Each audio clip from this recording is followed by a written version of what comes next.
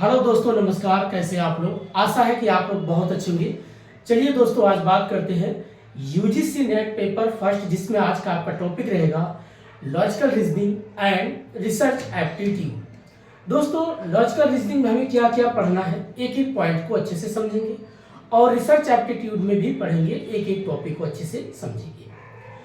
लेकिन ये पढ़ने के बाद आप जरा ये सोचिए, जो क्वेश्चन है 2019 के बाद, 2019 से पहले वो मत देखिए, 19 के बाद क्या हुआ, पूरा पैटर्न एग्जाम का चेंज हो गया है। फैक्चुअल कम हो गया, कंसेप्चुअल क्वेश्चन आने लग गया, असर्शन और रीजन करके आने लग गया। और टॉपिक को ऐसा लगेगा कि आपको कभी कम्युनिकेशन दिख रहा है, लेकिन वो टॉपिक रहता है रिसर्च एप्टीट्यूड का। कभी लगेगा ये टीचिंग एप्टीट्यूड का है, लेकिन आपको दिखेगा रिसर्च एप्टीट्यूड का। एक दूसरे से क्या कर रहा है, कोरिलेशन करके क्वेश्चन पूछ रहा है। लेकिन हमें क्या करना, हर एक टॉपिक को हर एक एंगल से समझना बहुत जरूरी है। अब जैसे कोई बोले भाई आप लॉजिकल रीजनिंग क्यों पढ़ते हो, तो लॉजिकल रीजनिंग का मतलब क्या है, एक तार्किक व्यू में बात करना। अगर आप तार्किक व्यू में तरीके से बात नहीं कर पाते हैं तो आपका लॉजिकल रीजनिंग पढ़ने का क्या फायदा। सबसे पहली प्रायोरिटी, मतलब सबसे पहली बात यही होती है। अब दूसरा, अगर कोई पूछे रिसर्च एप्टीट्यूड हम क्यों पढ़ते हैं, तो रिसर्च एप्टीट्यूड हम इसलिए पढ़ते हैं क्योंकि कल मान लीजिए कोई आपको नया इनोवेशन करना है, या नया आप कोई टॉपिक पे रिसर्च करना है, या क्रिएटिव माइंड तरीके से कोई काम करना है, तो वो आपका जो रिसर्च एप्टीट्यूड टॉपिक होता है ये काफ़ी आपका हेल्प करता है। अब जैसे कभी कल आप सोचते होंगे, पहले पुराने समय जो एजुकेशन होता था, ओल्ड का मतलब भारत का अगर देखा था, एंशियंट जो एजुकेशन बेसिक था, तो वहाँ पर क्या सिखाया जाता था, वहाँ आपको बेसिक जो है, एक पहले से बात करेंगे, 4 चीज़ पे बात होती थी। जैसे कभी काल लोग कहते हैं मैं हिस्ट्री पढ़ता हूँ, तो हिस्ट्री क्यों पढ़ूँ, इस सिलेबस में है नहीं। एंशिएंट एजुकेशन क्यों पढ़ूँ, इससे क्या लेना देना, तो आपको एक एक चीज बताते हैं। जैसे होता था धर्म, अर्थ और काम, और एक होता है मोक्ष। ये आपने सुना होगा। अब ये जो प्राचीन काल की बात करता है, ये रिसर्च की बात से बात करें, एक एक टॉपिक कभी समझाएंगे। पहले बेसिक चीजें भी आपका काम की चीज है। आप मान लीजिए पढ़ाई कर ली, कोई पूछा भाई पढ़ाई कर लिया, डिग्री ले लिया, नौकरी नहीं लग रही, या नौकरी लग गई, एक संतुष्टि नहीं, एक सेटिस्फेक्शन नहीं है, तो क्या करें। आज के पहले क्या होता था, ये 4 चीज पे ही पूरा एक इंसान को एक पुरुषार्थ बनाया जाता, एक महान बनाया जाता था। लेकिन वो कैसे, धर्म का मतलब ये नहीं था कोई रिलीजन से जोड़ देना, कोई रिलीजन से जोड़ना, ये धर्म का मतलब नहीं। धर्म का मतलब होता था आपकी एथिक्स। एथिक्स मतलब नैतिकता, मोरल। ये बेसिक मोरल वैल्यू क्या है, ये इस पे बात होता था। जैसे धर्म का मतलब एथिक्स क्या है, मोरल क्या है, मोरल वैल्यू क्या है, एटीट्यूड क्या है, एप्टीट्यूड क्या है, एम्पैथी क्या है, सिंपैथी क्या है, इंटीग्रिटी क्या है, ये सारी चीज इसी बात पे होता था। जैसे आज आप देखते होंगे किसी कंपनी या कहीं भी, अगर मान लीजिए जब आप रिसर्च पे काम करेंगे या कहीं पर पढ़ाने जाएंगे, तो अगर ये चीजें नहीं है किसी व्यक्ति के अंदर, तो क्या कहेंगे, भाई आपने तो रिस्पेक्ट भी नहीं करते, हम पैसे के लिए थोड़ी आते, थोड़ा इज्जत तो करो, रिस्पेक्ट करो, थोड़ा एक मोरल तो दिखाओ, नैतिकता क्या है, उसकी वैल्यू क्या है, उसके मूल्य क्या है। ये जो होती थी बेसिक चीजें होती थी, धर्म से बात होती है। धर्म का मतलब सही क्या है और गलत क्या है, क्या राइट क्या है और रॉन्ग क्या है, मतलब गलत क्या है, ये पॉइंट बोलती थी। आज के प्रेजेंट टाइम में अब धर्म को लोग रिलीजन से जोड़ दिए हैं। हिंदुज्म, जैनिज्म, बुद्धिज्म, चारवाक, आजीविका, मुस्लिम, इन सब चीज़ों से जो जोड़ के बात करते हैं, गॉड और ईश्वर को कनेक्शन करके जोड़ना, ये पॉइंट क्या कर दिया। आज देखिए एजुकेशन में क्या हो रहा है, जो लोग डिप्रेशन में जा रहे हैं, फेल हो जाते हैं तो परेशान हो जाते हैं, ये चीज़ अब लोगों को नहीं सिखाया जाता। अगर सिखाया जाता है तो उसको एस्ट्रोलॉजर बन जाओ, ये करो, हस्तरेखा देखो, उसको अंधविश्वास पाखंडवाद में ढकेल दिया गया, जिससे क्या हुआ, ये चीज़ पे बिलीव खत्म हो गया। लेकिन जो इसका मेन पॉइंट होता था वो आपका ethics, moral value, aptitude, integrity, सत्यनिष्ठा, ये सारी बातें होती थी। अब दूसरा हम बात करते हैं अर्थ। जैसे अर्थ मीन्स क्या होता है, धन कमाना। अर्थ मतलब धन कमाना। आप जैसे यंग हो, 20 साल आपकी उम्र होगी, उसके बाद आप पढ़ाई करते, 25 साल के बाद 30 तक आजकल लग जाते हैं करियर बनाने में। आपने अपनी करियर सेट कर लिया, अब पैसा कमा, चाहे बिजनेस करो, चाहे टीचिंग फील्ड में जाओ या कोई प्रोफेशनल फील्ड में जाओ, जो भी आपको करना है, आप पैसा कमा रहे हैं। आप जब पैसा कमाएंगे, रुपया कमाएंगे, जो भी है, डॉलर कमाएंगे, धन कमाएंगे, धन से आप गाड़ी लाएंगे, घर बनाएंगे, शादियां करेंगे, बच्चे करेंगे, ये सारी चीजें क्या है, ये धन की बात कर रहा है, आगे बढ़ रहे हैं। चलो ये भी बहुत जरूरी, जीवन के एक पार्ट है, ये भी करना बहुत जरूरी है, लेकिन इसका ये मतलब नहीं था कि आप इसमें डूब जाओ कि धन ही धन सब कुछ।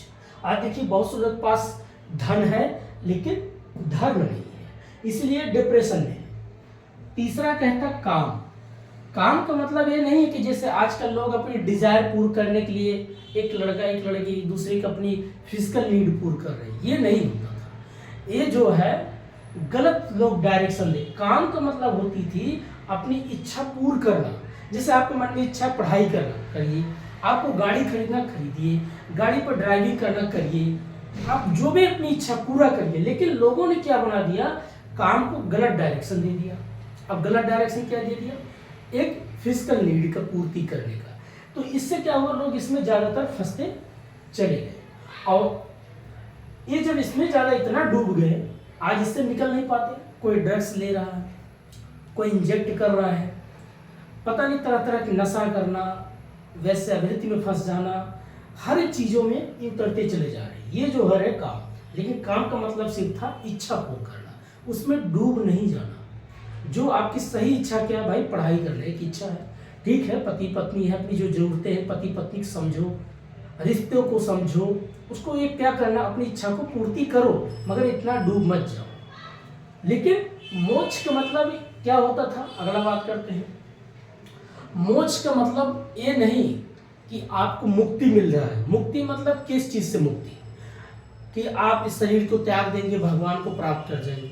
मरने के बाद कोई नहीं जानता भगवान पास जा रहा है, कहाँ जा रहा है, ये सब बकवास है, प्रोपेगेंडा है, झूठ है। मोक्ष का मतलब क्या होता था दोस्तों, आपको क्या किया जाता था, हर एक चीज से मुक्त कर देना। मुक्त मतलब संतुष्ट कर देना। जैसे इकोनॉमिक्स की एक परिभाषा है, आपको मान लीजिए भूख लगती है या प्यास लगती है, जैसे आप पहली रोटी खाते तो आपको बहुत अच्छा लगता है, दूसरी खाती और थोड़ा अच्छा, तीसरी थोड़ा कम अच्छा, चौथी और कम, पांचवी पे जाके आप संतुष्ट हो जाते। संतुष्ट की प्रक्रिया को ही बोलते थे मोक्ष, मतलब एक संतुष्ट हो गया व्यक्ति। ये क्या करता था, इन तीनों के बीच में क्या करता था, ये बैलेंस करता था, संतुष्ट करता था। आप संतुष्ट कैसे, भाई आप इतना भी ज्यादा अति ना करो कि धन के ही पीछे भागो, पैसा लाओ पैसा लाओ। आजकल आदमी क्या करता है, हर कदम पे पैसे की बात, 2 लाख 3 लाख करोड़ खरबों, बहुत पैसा, ठीक है। लेकिन अगर आपके पास संतुष्टि नहीं है, एक पॉइंट ऐसी एक संतुष्टि नहीं है, जैसे भूख लगी, पहली रोटी दूसरी रोटी तीसरी रोटी चौथी पांचवी पे जाके जब तक संतुष्ट नहीं हो गए, अगर एक कोई सीमा होती है, एक लाइन होती है, यहाँ जाके संतुष्ट हो जाना। वैसे धर्म कहती इतना भी ज्यादा नैतिकता में मत डूब जाओ, इतना ज्यादा सच्चाई मत फंसे रहो, चीजों के बैलेंस करो। जीवन में कभी ऐसा भी समय आता है कि आप अपनी मोरल को देखते हुए वैल्यू बढ़ाते हो, कभी वैल्यू को देखते हुए मोरल बढ़ाते हो। ये क्या होता है, सिचुएशन आपके सामने हर कदम पे खड़ी हो जाती है। सपोज करो आपके पास अब लास्ट अटेम्प्ट हो, आपके पास कोई फॉर्म, जैसे यूपीएससी है, यूजीसी नेट, आप जेआरएफ के लिए फॉर्म अप्लाई करना चाहते हो। अब पता चला आपके पास 2 मंथ बाद आप 35 क्रॉस कर जाओगे तो आप फॉर्म नहीं भर सकते, या 30 क्रॉस कर जाओ तो आप फॉर्म भर नहीं सकते। और उसी वक्त आपके घर में कोई शादी पड़ी है या कोई पर्व त्योहार है, बढ़िया, आप सोचते हो चलो थोड़ा 5-6 दिन माइंड फ्रेश करके आता हूँ। अब आपका मोरल क्या कहेगा, वैल्यू क्या कहेगा? मोरल यही कहता है कि इस वक्त जो है सबसे बड़ी मेन पॉइंट आपका कैरियर है। आपके घर में शादियां विवाह आती रहेंगी, कोई बात, लेकिन कैरियर एक बार अगर नहीं बना तो आप बुढ़ापे तक पछताएंगे, काश मैं शादी अटेंड नहीं किया होता, काश मैं दिवाली पे घर नहीं गया होता, इससे बेहतर यही दिवाली मनाया होता, वीडियो कॉल कर लेता, घर वालों से बात कर लेता, मिठाई खा लेता, यही दिवाली मना लेता। ये चीजें आपको सिखाता था कौन, धर्म। तो ये कहता ना ज्यादा एक्सेस हो जाओ ना ज्यादा कम हो जाओ, बैलेंस में रहो। बहुत से लोग होते हैं इतने ज़्यादा राजा हरिश्चंद्र की एक कॉपी करने बैठ जाते हैं, हमेशा सच्चाई बोलेगा, हमें सच्चाई बोलो, लेकिन जहाँ सच्चाई की ज़रूरत वहाँ बोलो। हर कदम सच्चाई भी ठीक नहीं, हर कदम पे झूठ ठीक नहीं। यहाँ क्या करो, धर्म की बात सही है, एथिक्स की बात सही है, नैतिकता की बात सही, लेकिन बैलेंसिंग अप्रोच में बात करो, ये कहता था। ये भी होना बहुत जरूरी है। और तीसरा काम, इच्छा पूर्ण करो। आजकल देखिए जवान लड़के डिप्रेशन में जी रहे हैं और जितने बूढ़े हैं वो यंग बड़े घूम रहे हैं, बुढ़ापे में शादियां कर रहे हैं। 20 साल की 30 साल की लड़की से 60 साल का आदमी शादी कर रहे हैं। क्या है, ये काम पे ही मर रहे हैं, डिजायर पे मर रहे हैं। क्यों? उनके पास पैसा है, अब वो पैसा आ गया तो अपनी इच्छा पूर्ण करने के लिए काम पे टूट पड़े हैं, वो भी एक डिप्रेशन में जीने का कारण है। भाई एक 60 साल का व्यक्ति है और 20 साल की लड़की शादी कर रहा है, कल वो लड़की जिससे शादी की डिवोर्स हो जाएगा, पैसा लेके भाग जाएगी। या लड़के आजकल देखिए वो भी ऐसे कर रहे हैं, जो लड़की कोई पैसा कमाने वाली उसके पीछे पड़ेंगे, फिर कुछ देर उसको डिवोर्स दे देंगे, छोड़ देंगे, दूसरा करेंगे। ये जो कॉन्सेप्ट आजकल बन गया है काम में, अर्थ में और धर्म में, जब तक ये तीनों के बीच में बैलेंस नहीं होगा, एक संतुष्टि नहीं होगा, बैलेंस ये जो करता है संतुलन करता है। क्या करता है? बैलेंसिंग करता है, बैलेंस करना। जब तक ये बैलेंस नहीं होगा, संतुष्टि नहीं होगा इन तीनों के बीच में, आपका जीवन नर्क हो जाएगा। इसीलिए क्या कहा जाता है, कोई भी पढ़ाई पहले के जमाने में, पुराने समय में ये चीजें सिखाया जाता था। आपको फिलोसफी सिखाया जाता है, जीवन का दर्शन क्या है, उसकी महत्व क्या है। और जब तक ये सब ज्ञान अगर किसी के पास नहीं होगा, वो हर कदम पे डिप्रेशन में जिएगा, परेशान होगा, दुखी होगा, कभी धन की बात करेगा, कभी शादी विवाह की बात करेगा, कभी धर्म की बात, यहाँ भी अगर जाएगा ज्यादा फंस जाएगा, तब भी जीवन ठीक नहीं है। अब लोग आजकल नए नए प्रोपेगेंडा रचते हैं कि धर्म के बिना जीवन नहीं। धर्म होना जरूरी है मगर अति ठीक नहीं है। तीनों के बीच में बैलेंस करो। यही बैलेंस जब होगा, जब तीनों से आप बैलेंस करो, एक मोक्ष की प्राप्ति हो जाएगी, एक संतुष्टि मिल जाएगी कि हाँ अब मेरा जीवन ठीक है, मेरे पास कुछ धन भी है, मेरी जो इच्छा मैंने पूर्ण कर लिया, इच्छा भी जी लिया, अपनी जिंदगी देख भी लिया। और धर्म का मतलब मेरे अंदर इतनी नैतिकता है, छोटों को क्या ज्ञान देना, बड़ों को क्या देन देना, अपने बराबर जो है उनसे किस तरीके से बात करना है। लेकिन ये चीजें आजकल ना तो ये पास किसी के हैं, न इसमें ही सबसे ज्यादा डूबा हुआ इंसान, इसमें ही दो ही चीज में आजकल इंसान फंस गया है, ना इसको समझ पाया ना इसको समझ पाया। इसलिए आज एक टॉपिक थोड़ा हट के बात किया दोस्तों, क्योंकि बहुत से लोग परेशान हैं और इस परेशानी का समाधान यही करता था पुराने ज़माने में। जो आप सुनते होंगे कि भारत की एजुकेशन व्यवस्था क्या थी, इसीलिए हमें प्राचीन इतिहास पढ़ाया जाता है कि इतिहास को समझो। इतिहास जो बीती हुई घटनाओं के बारे में बात करता है, लेकिन लोगों को लगता है इतिहास सिर्फ एक अलग कहानी, बोरियत सब्जेक्ट है। इतिहास अगर ढंग से पढ़ा जाए तो वहाँ आपको जियोग्राफी भी दिखेगा, आपको पॉलिटी भी दिखेगा, आपको इकोनॉमिक्स भी दिखेगा, आपको आर्ट एंड कल्चर भी दिखेगा। हर एक चीज को क्या करता, सबको समाहित किया हुआ है, एक साथ जोड़ के बैठा हुआ है। अगर आप उसको सही नजर से आप देखना शुरू करेंगे तो बहुत कुछ चीजें आपको दिखती हैं। इसीलिए हमारे जो भी लोग कहते हैं इतिहास क्यों पढ़ना चाहिए, इतिहास पढ़ना चाहिए, भूगोल पढ़ना चाहिए, जियोग्राफी पढ़ना चाहिए, फिजिक्स पढ़ना चाहिए, केमिस्ट्री पढ़ना चाहिए, मगर अवेयर रहो, जागरूक रहो। कल ऐसे जगह फंस जाओ, किसी जगह पता चला आपके पास खाने और पीने की चीज़ नहीं है, लेकिन आपको माइंड में अगर पता है सामने कोई एक पेड़ अगर दिखता है, हो सकता है वो फल के बारे में आपने कभी जानकारी लिया तो तोड़ के फल खा सकते हो, जीवित तो रह सकते हो।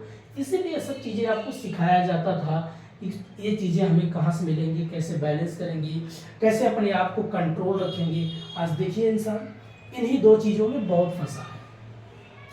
अर्थ के चक्कर में इतना झूठ, जेब में रहेगा 100 रुपया चिल्लाएगा 1 लाख, रहेगा जेब में 10,000 तो चिल्लाएगा 1 करोड़। इतना झूठ, प्रोपेगेंडा। काम में वैसे घर में बैठा है, फोन मिला रहा है, बोल रहा है अभी मैं ऑफिस में हूँ, ऑफिस में बैठा बोलेगा मैं घर में हूँ। अपनी इच्छाओं के इतना झूठ पे झूठ, झूठ पे झूठ, इन्हीं दो चीज़ों के चक्कर में फंस गया। अगर जब तक इसको नहीं समझेगा तो आदमी डिप्रेशन का कारण बना रहेगा। और यही इन सब चीज़ों के चक्कर, बाबाओं के चक्कर फंसेगा, हस्तरेखा दिखाएगा, कुंडली दिखाएगा। भैया कुंडली जितनी मिला के शादियाँ होती हैं उतने ही तलाक होते हैं। क्यों? आपने एक दूसरे को कभी समझे नहीं। कुंडली से थोड़ी शादियाँ होती है, तो बस एक रोजी रोटी के लोग बना लिए हैं, मैथमेटिक्स करके बैठ गए।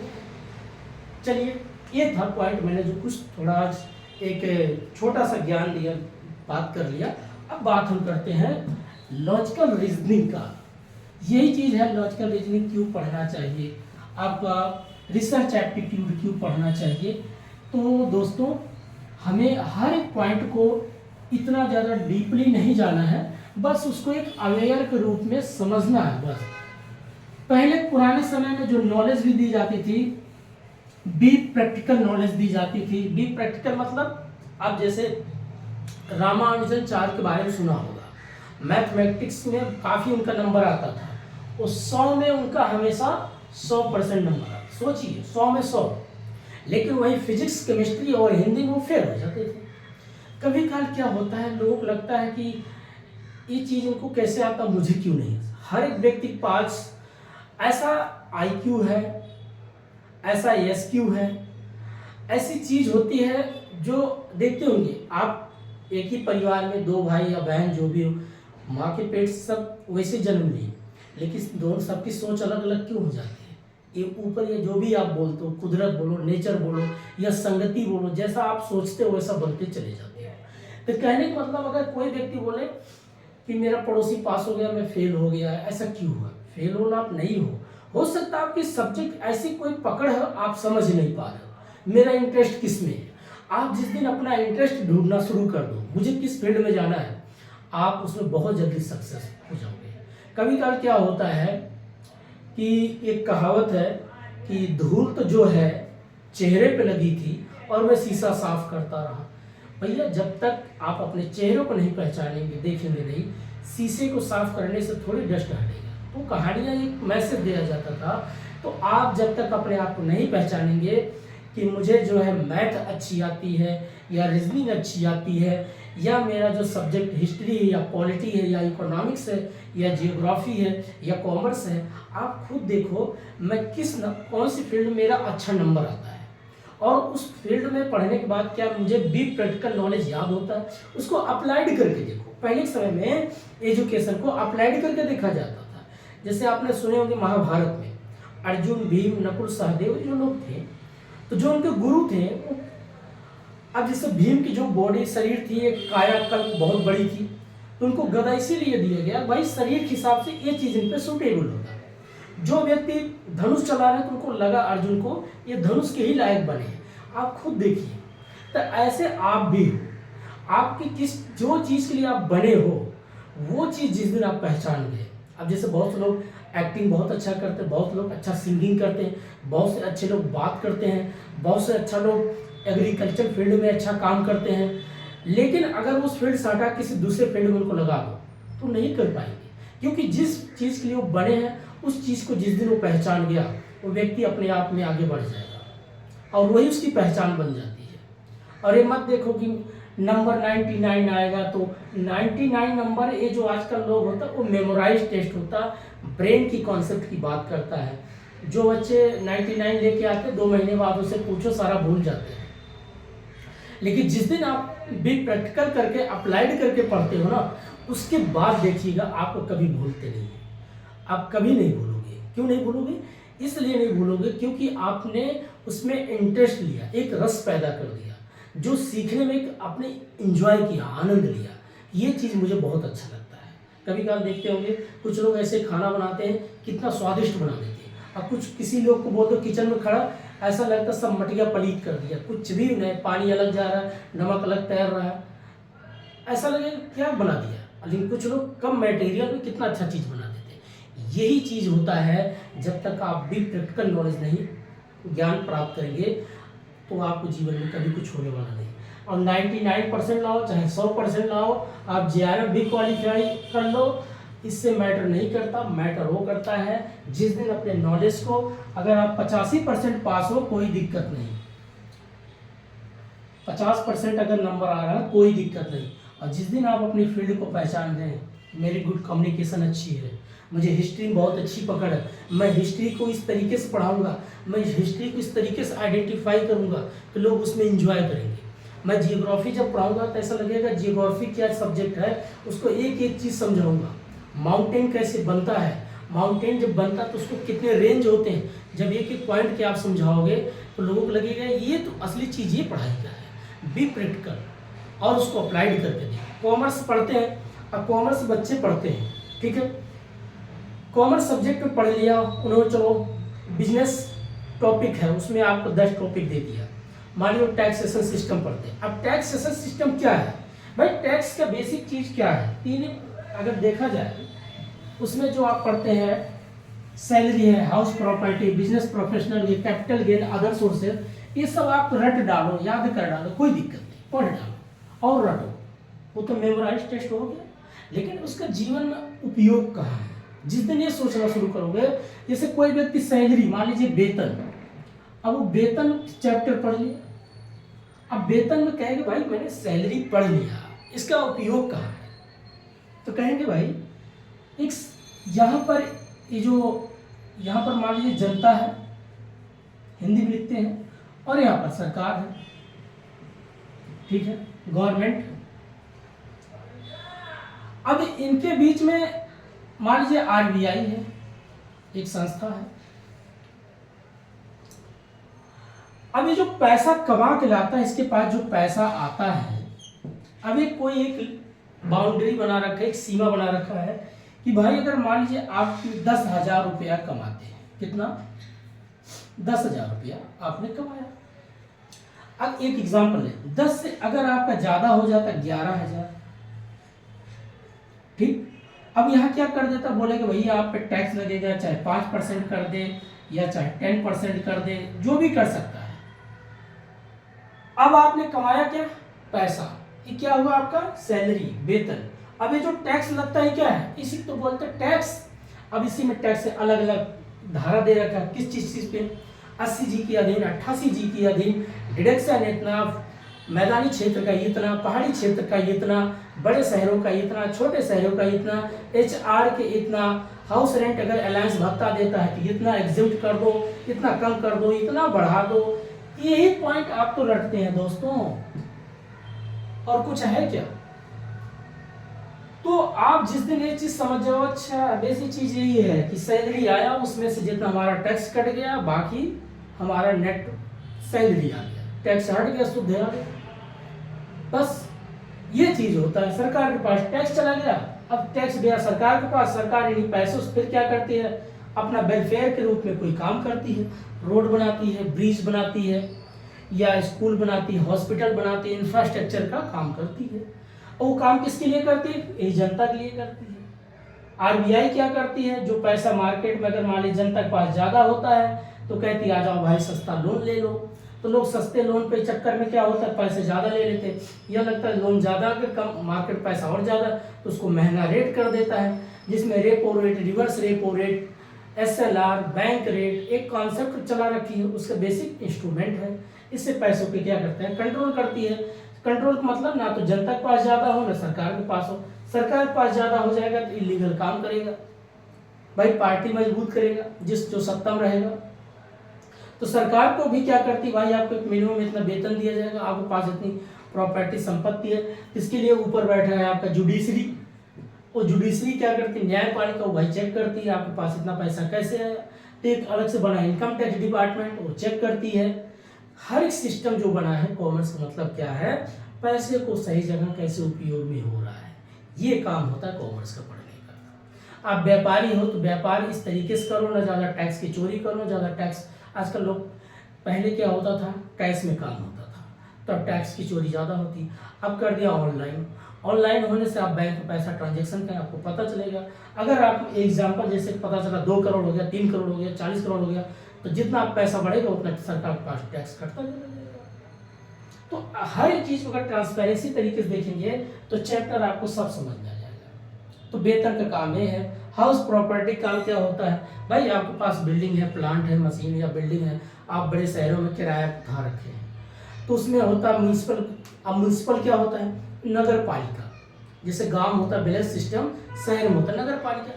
तो कहती भैया एक्चुअल रेंट इतना है, म्यूनसिपल रेट इतना है, इन दोनों में से जो ज़्यादा होगा तो ये हो जाएगा। एक होता है स्टैंडर्ड रेट, एक पैमाना, इससे ज़्यादा नहीं होना चाहिए, अगर इससे कम है तो मान लेंगे, इससे ज़्यादा होगा टैक्सेबल हो जाएगा। बाकी आपको डिडक्शन घटाओ, बाकी फिर वही कॉन्सेप्ट। तो सैलरी का अलग कॉन्सेप्ट है, हाउस प्रॉपर्टी का अलग कॉन्सेप्ट है, बिजनेस प्रोफेशनल है, आप बड़े बड़े बिजनेस करें, लॉन्ग टर्म होता, शॉर्ट टर्म होगा। तो बिजनेस किस चीज़ का करते हो आप, हो सकता है गोल्ड का करो, हो सके बिल्डिंग बेच रहे हो सके प्रॉपर्टी का काम करो, कोई बिजनेस कर सकते हो। तो जितना आपका पैसा ज़्यादा बढ़ेगा उतना टैक्स देना पड़ेगा। कैपिटल गेन, कैपिटल मतलब पूंजी, बिल्डिंग है, प्लांट है, आपका फिक्स्ड एसेट्स है, करंट एसेट है, करंट एसेट, ये सभी से आप क्या करते हैं, व्यापार करते हैं। जैसा पैसा बढ़ेगा टैक्स उतना देना पड़ेगा। तो हमें क्या करना, बिग प्रैक्टिकल सोचना शुरू कर दीजिए, अप्लाई करिए। आप कभी कभी न्यूज़पेपर में देखते होंगे कि आरबीआई ने इतना रेट बढ़ाया। भाई रेट बढ़ाने का मकसद ये है, इसका मतलब मार्केट में इन्फ्लेशन हो रहा है, मार्केट फिर दिखाता आरबीआई ने रेपो रेट को कम किया, तो इसका मतलब क्या हुआ, इसका मतलब मार्केट में पैसा कम है, वो पैसे को बढ़ाना चाहते हैं, लोगों के पास पैसा जाए, परचेजिंग करे, उससे मार्केट चले, देश चले, दुनिया चलता रहे, ये कॉन्सेप्ट होता है। और ये सही आपको क्या करता है, व्यवहारिक रूप से क्वेश्चन पूछता है। चलिए, तो काफी बहुत पुराना एक हमने इसे छोटी छोटी बातें आपको समझाई। अब बात करते हैं आपका लॉजिकल रीजनिंग पे।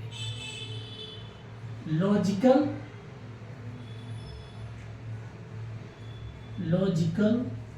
रीजनिंग।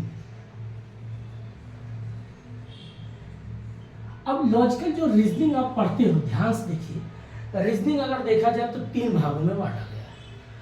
मैं 3 भागों में बात करता हूं दोस्तों। एक होता है इंडियन लॉजिकल रीजनिंग, इंडियन। अब इंडियन में जब आप पढ़ोगे, और एक होता है आपका जो आपका वेस्टर्न, ठीक। और आपका एक होता है जिसमें वर्बल, इसको बोलते हैं वर्बल एंड नॉन वर्बल, ये होता है आपका रीजनिंग। इंडियन लॉजिकल रीजनिंग में आप क्या पढ़ते हैं, जो आपका सिलेबस में दिया है, क्या क्या टॉपिक एक एक करके बात करते हैं। इसमें आप पढ़ते हो, जिससे आपको दे दिया स्क्वायर ऑफ लॉजिकल रीजनिंग, पहला इसे बात करते हैं शुरुआत में। स्टेटमेंट दे दिया, कोई स्टेटमेंट दे दिया, आर्गूमेंट दे दिया,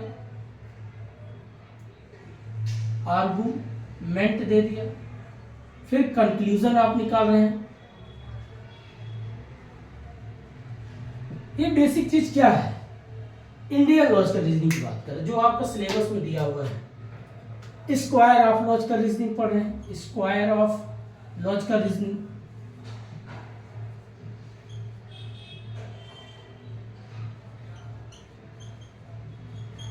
ठीक, ये जो सारी चीज आप पढ़ते हो, फिर उसके बाद इंडियन लॉजिकल रीजनिंग में आपका आता है ऑर्थोडॉक्स क्या है,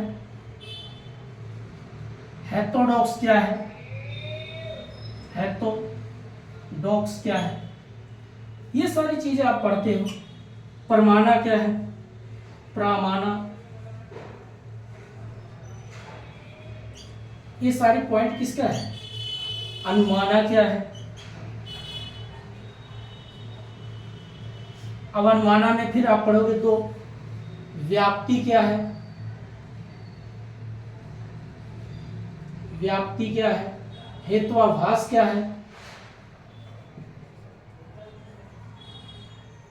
ये सारे पॉइंट क्या है, ये Indian logical reasoning. Western logical reasoning में क्या आता है, वेस्टर्न लॉजिकल रीजनिंग में जैसे कोडोनेशन, डेनोटेशन, ये पॉइंट की बात करता है, 2-3 पॉइंट इसमें आपका आता है।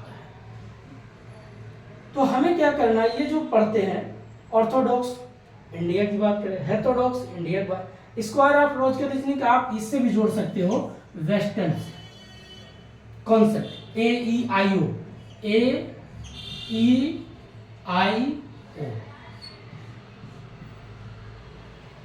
और आपका वर्बल नॉन वर्बल क्या है, वर्बल मतलब होता है जिसमें आपका वर्ड हो, शब्द हो, या आपका कोई कोड हो, कोडिंग हो, बस। या आप कोडिंग बजाय ये लिख सकते हैं ओरल, ओरल होता है, और यहां पर ये आता है कोडिंग एंड डिकोडिंग। बस इतना ही प्रकार में रीजनिंग को बांटा गया है। अब देखिए एक एक पॉइंट को समझते हैं। ये होता है आपका लॉजिकल रीजनिंग। लेकिन जो क्वेश्चन आजकल पूछता है, ऐसा लगेगा क्या पूछा, इसमें पूछा कुछ में पूछा, आपको कंफ्यूज करता है आजकल। परमाणा दे दिया, आपको परमाणा मीन्स है क्या, प्रत्यक्ष क्या है, उपमाना क्या है, अर्थपटी क्या है, अनुपलब्धि क्या है, शब्दा क्या है। ये पॉइंट आप सुने होंगे। भाई प्रमाणा मीन्स क्या होता है, कोई चीज आपके सामने कोई एक प्रमाण के रूप में बात कर रहा है। जैसे मैं आपसे बात करूं तो एक प्रमाण के रूप में एक पेन है, एक दिख रहा है, एक प्रत्यक्ष है। तो जो प्रत्यक्ष रूप से कोई चीज दिख रहा है तो प्रत्यक्ष की बात होती है, एक सबूत की बात होती है। अनुमाना क्या, किसी चीज का अनुमान लगाना, एस्टिमेटेड करना। अब आप अनुमान लगा रहे हो, किसी को देख लिया। अब कैसे देखा, मान लीजिए कोई वकील है, अब कैसे पता चला वकील, उसके एक प्रॉपर कोई ड्रेस होगा। कोई मिलिट्री जवान मतलब सैनिक है, आप उसका एक देश, जो देश का होता है वर्दी, उसको आप देख करके लगता है ये देश का है। कोई पुलिस का वर्दी होता है, उसको आप देख के बोलेंगे ये पुलिस है। कैसे आपने अर्थ पट लिया या अनुमान लगाया, क्योंकि उसकी वर्दी से। एक होता अर्थ पट्टी निकालना, अर्थ अलग अलग निकालना। अब अर्थ कैसे निकालना, वो भी एक कॉन्सेप्ट होता है। अब मान लीजिए अर्थ किसी भी चीज पे आप निकाल सकते हो। कोई व्यक्ति है, पास किया, पढ़ाई किया, तो आप अर्थ निकालेंगे। अच्छा आपने ये चीज पढ़ा होगा, अच्छा आपने इतना आवर पढ़ाई किया होगा, आपने ये चीज प्रैक्टिस किया होगा। ये अर्थ निकालना अलग अलग तरीके से। फिर होता है उपमाना। उपमाना में क्या होता है, किसी से तुलना करना, कंपेयर करना। अब जैसे मान लीजिए कोई व्यक्ति है, उसकी आवाज़ किसी और से आवाज़ मिलती है, उसकी हाइट किसी और से हाइट से मिलती है। आजकल देखिए काफ़ी लोग का फेस जो चेहरा मिलता है, एक दूसरे से क्या कर रहे हैं, आप कंपेयर करके बात कर रहे हैं। लेकिन इसका ये देखिए हमें रीजनिंग में क्यों पढ़ाया जाता है। रीजनिंग में इसीलिए पढ़ाया जाता है, कल मान लीजिए आप रिसर्च करते हो तो किसी भी टॉपिक पे आप एस्टिमेटेड करेंगे, अनुमान लगाएंगे, उसका अर्थ निकालेंगे, उसका कंपेयर भी करेंगे, उस पर वर्ड लिखेंगे, शब्द करेंगे। तो ये पॉइंट को इसीलिए हमें पढ़ाया जाना चाहिए, इसलिए इस पॉइंट को समझना बहुत जरूरी है। अब जैसे आप रिसर्च कर रहे हैं तो उसका कोई न कोई तो आपका एक एथिक्स जो आप लिखेंगे, थीसिस लिखेंगे, तो पहले प्रपोजल होना चाहिए, कोई एक टॉपिक होना चाहिए, कोई उस टॉपिक के अंदर कौन कौन सा मेथड यूज कर रहे हैं ये भी होना बहुत जरूरी है। मेथड क्या है, क्वांटिटेटिव है, क्वालिटेटिव है, डिपेंडेंट है, इंडिपेंडेंट है, या एक्सपेरिमेंटल है, हिस्टोरिकल है। तो आप क्या करते हो, उस पर एक मेथड का भी ढूंढते हैं प्रत्यक्ष रूप से। इसीलिए हमें लॉजिकल रीजनिंग पढ़ना चाहिए। अब दूसरा इसी में आता उपमाना है, किसी का तुलना किया जा रहा है। तुलना का मतलब भाई ऐसा नहीं है कि आपने जो रिसर्च किया है एज ए इट इज किसी और का कॉपी किया हो, तब तो आपका रिजेक्ट हो जाएगा। आपका जो रिसर्च करेंगे वो आपका थीसिस वगैरह सब रिजेक्ट हो जाएगा, प्रपोजल वगैरह एक्सेप्ट ही नहीं होगा। क्यों? क्योंकि ऑलरेडी किसी ने ये चीज बना रखा, आप क्यों बना? आप अगर बना रहे हो तो उससे कोई हट के बनाओ। जैसे आपने देखा होगा मार्केट में अलग अलग ब्रांडेड की मोबाइलें बिकती हैं। कोई 1600 सेट पहले समय में देखा होगा, फिर 1200 सेट, लेकिन हर एक कंपनी की अपनी अपनी आइडेंटिफाई थी, अपनी अपनी पहचान थी। अब आज के समय जैसे मान लीजिए OnePlus 1 की मोबाइल है, या आईफोन है, या मेट जो भी है, EMI पता नहीं क्या नई नई आज की कंपनी, वीवो है, एप्पो है। तो देखिए सब कंपनी की अपनी अपनी अलग अलग फीचर है, एक दूसरे से मिलते नहीं। सैमसंग है, उसकी अपनी अलग फीचर है।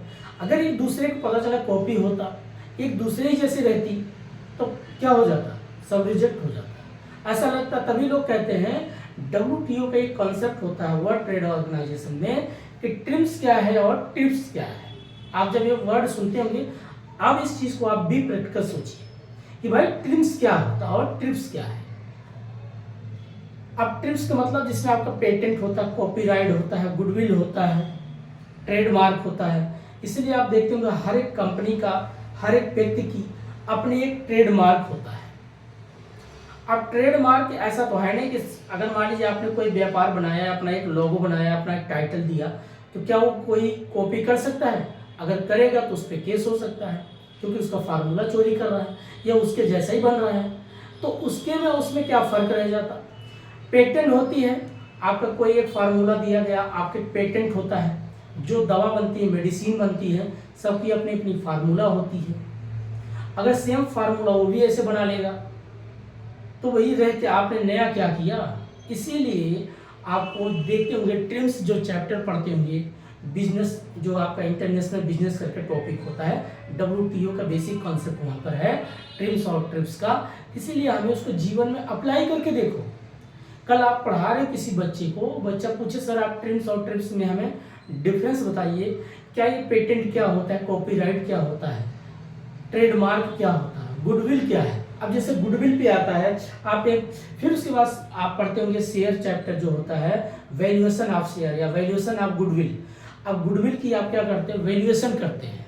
देखिए लॉजिकल रीजनिंग एक एक टॉपिक से नहीं जुड़ा, हर एक टॉपिक को अप्लाई कर रहा है, आप उसको समझने का प्रयास करिए। अब कैसे गुडविल की बात है, अब गुडविल मान लीजिए कोई पूछे गुडविल है क्या, आज गुडविल है क्या। भाई गुडविल मीन्स आपकी ख्याति, आपकी नाम, आपकी यश, आपकी कीर्ति। आपने अगर अपने दोस्त से बात करते हो, आप अपने दोस्त के लिए बड़े बहुत लॉयल हो, तो आपकी गुडविल बन जाती है, उसके मन में ट्रस्ट बन जाता है, विश्वास बन जाता है, भरोसा बन जाता है, यही गुडविल है। अब जैसे टाटा कंपनी का कोई वस्तु आप खरीदते हैं तो आंख बंद करके बोलेंगे भैया टाटा की गाड़ी ले चलो, क्यों, अरे हमें भरोसा है, हमें भरोसा है गाड़ी बहुत अच्छी है, मजबूत है, कोई दिक्कत नहीं। अब कोई कहे चाइना के कोई प्रोडक्ट आप लेके आते तो क्या कहते हैं, भाई भरोसा नहीं है, चल जाए तो चांद तक, नहीं तो शाम तक। ये जो कॉन्सेप्ट क्या है, क्योंकि इसमें कोई भरोसा नहीं है, चलेगी तो चल सकती है या तो चलेगी ही नहीं। लेकिन अगर हमने पता चला जिसकी गुडविल अच्छी है, जिस पर ट्रस्ट है, किसी भरोसा है, तो आप आंख बंद करके उससे भरोसा। लेकिन आप उसमें गुडविल का वैल्यूएशन करते हैं, मूल्यांकन करते हैं। क्यों करते हो भाई, गुडविल कभी काल देखिए ऐसा होता है, गुडविल इंक्रीज होता है, कॉन्सेंट भी होता है और डिक्रीज होती है। आप सोचेंगे ये क्या होती है। यस, शुरुआत में जब आप अपना लोगों से देखते होंगे, किसी से व्यवहार शुरुआत में यारी दोस्ती करते हैं तो आप बहुत अच्छे से व्यवहार करते हैं, एक झुक करके प्रणाम करेंगे, नमस्कार करेंगे, कोई बात कहने से पहले ही उसके लिए कोई वस्तु उपलब्ध कर देते हैं, तो कहेंगे बहुत अच्छा आदमी, आप वो गुडविल बना रहा है। अभी गुडविल ऐसे ऐसे चलता है, इकोनॉमिक्स की भाषा में अगर बोला जाए तभी ये इंक्रीज अवस्था में है, फिर उसके बाद कॉन्सेंट होता है, फिर डिक्रीज होता है। गुडविल ऐसे भी चलती है। आप सोचिए कैसे, नया नया कोई एक्टर या हीरो हीरोइन होती है तो अपनी गुडविल बनाती है, उस वक्त बड़े अच्छे से बात करेंगे, पोलाइटली बात करेंगे, 10 लोग के साथ बैठ के फोटो खिंचवाएंगे, क्योंकि कैरियर बना रहे हैं। जब उनकी कैरियर बन जाती है एक पॉइंट के बाद, जब इस स्टेज पे आ जाते हैं तो क्या करते हैं, बस एक बैलेंसिंग अप्रोच में हो जाते हैं, ठीक है हाय हेलो करके निकल लेंगे। अब उस पहले तरीके से बातें नहीं करेंगे, पहले तरीके से लोगों से उस तरीके से नहीं मिलेंगे। वैसे कोई व्यापारी हो, चाहे आपका दोस्त हो, चाहे कोई आपका करीबी होगा, पहली मुलाकात जो होती है ऐसे चलती है, अरे भाई कैसे हो, बहुत बढ़िया दोस्त, और आपका कैसा चल रहा है। एक दूसरे में इतना ट्रस्ट दिखाएंगे जैसे लगेगा यही व्यक्ति मेरे लिए बना था। लेकिन एक समय के बाद जब शादी विवाह होता है तो ऐसे चलता है, जैसे पूछेंगे और कैसे, ठीक है। एक वक्त के बाद ऐसा होता है यहीं से ना फिर ऐसे डिक्रीज होने लगता है, तब उनकी लड़ाई झगड़ा शुरू। अरे पहले तुम क्या थे, आज ऐसे कैसे हो गए, पहले बहुत बढ़िया वस्तु देते थे, आज सब मिलावटी वस्तु बेचने लग गए। पहले जब व्यापार नहीं चल रहा था तो कॉल करके बोलते थे, और जब व्यापार चल गया तो आप ऐसे बात करते हो। यही से क्या होता है, उनका गुडविल खराब होने लगता है। तो गुडविल का मतलब चाहे आपके जीवन से जोड़ के देखो, रिश्ते में देखो, व्यापार में देखो, किसी भी चीज़ में देखो, ये ऐसे चलता है, इंक्रीज होगा, कॉन्सेंट होगा, डिक्रीज होगा। कभी अमिताभ बच्चन के एक समय था गुडविल बनाने में बड़ा टाइम लगा, एक समय आया कि ऐसे हुए, अब एक समय अब ऐसे घट गए। क्यों, अब वो कभी टॉफी भी विज्ञापन करेंगे, कभी स्कूटी का विज्ञापन करेंगे, क्योंकि अपनी गुडविल को मेंटेन कर रहा है, लेकिन अब वो डिक्रीज में आ गए। क्यों, अब एक वक्त होता है हर एक चीज़ का, नेचर है, हर एक चीज़ का एक बार मौका देता है, ऐसे चलता रहेगा, इंक्रीज होगा, कॉन्सेंट होगा, डिक्रीज होगा। तो लॉजिकल रीजनिंग पॉइंट क्यों पढ़ना चाहिए, उसमें तर्क दिखाता है ऐसा क्यों होता है। ठीक है, अगला पॉइंट हम बात करेंगे। अब जैसे स्टेटमेंट आता है, आर्गुमेंट होता है, कंक्लूजन क्या है। अब कोई एक आपको स्टेटमेंट दे दिया, अब स्टेटमेंट दे दिया कि भाई स्टेटमेंट दे दिया, लिख दिया परमिसेस टू दोनों दे दिया। अब परमिसेस में पहले पॉइंट में बोलता है चलो आज बरसात होगी, दूसरे में लिख दिया बादल बहुत छाया हुआ है। अब दोनों से आप मैच करिए, इसमें कौन बेसिक कॉन्सेप्ट बात कर रहा है। अगर बरसात हो गई तो बादल ठीक है, बरसात नहीं हुआ, अगर बरसात नहीं हुआ तो दोनों खराब, दोनों गलत हो गए। यही चीज़ आपको स्टेटमेंट ऐसे आपकी पढ़ाई से रिसर्च में है।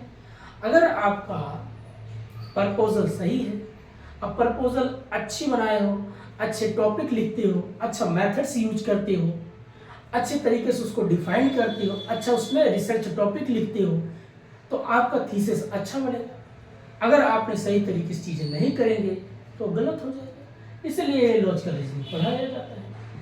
सोचिए, पढ़ रहे हैं इसको और टॉपिक काम आ रहा है आपका रिसर्च में। स्क्वायर ऑफ लॉजिकल रीजनिंग पढ़ते हैं, ये क्या बात करता है? पॉजिटिव निगेटिव, निगेटिव पॉजिटिव, या एक दूसरे को विरोधाभास, अपोजिट।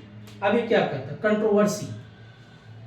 भाई स्क्वायर ऑफ लॉजिकल रीजनिंग जब आप पढ़ते हैं तो उसमें क्या क्या पढ़ते हैं? एक तरफ दे देगा कि all man is good, no man is not good, some man is good, no some man is not good.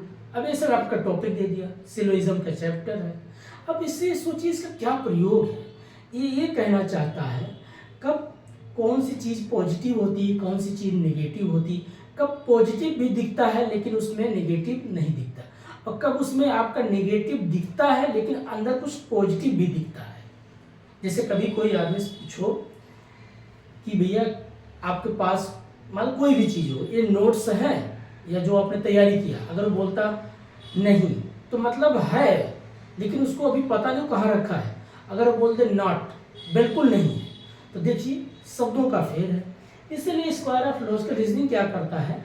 आपकी एक सोचने समझने की ताकत को डेवलप करती है कि कल मान लीजिए आप रिसर्च जब करो कोई टॉपिक पे, तो उसमें आपका पॉजिटिव डायरेक्शन क्या दिखेगा, निगेटिव डायरेक्शन क्या दिखेगा, कब बैलेंसिंग अप्रोच दिखेगा, ये पॉइंट आपको दर्शाना चाहता है। और इसका ये मतलब नहीं कि आज या सभी चूहे बिल्ली है, कुछ चूहे बिल्ली है, इसका ये मकसद नहीं था बिल्ली चूहे बताना। इसका ये मकसद था कि आप कब पॉजिटिव डायरेक्शन दिखाएंगे, कब नेगेटिव डायरेक्शन दिखाएंगे, कब बैलेंस करेंगे। अब उसी बीच में आपका कंट्राडिक्टरी, कंट्राडिक्शन, सब कंट्राडिक्टरी या सब अल्टरनेटिव, ये क्यों बनाया है?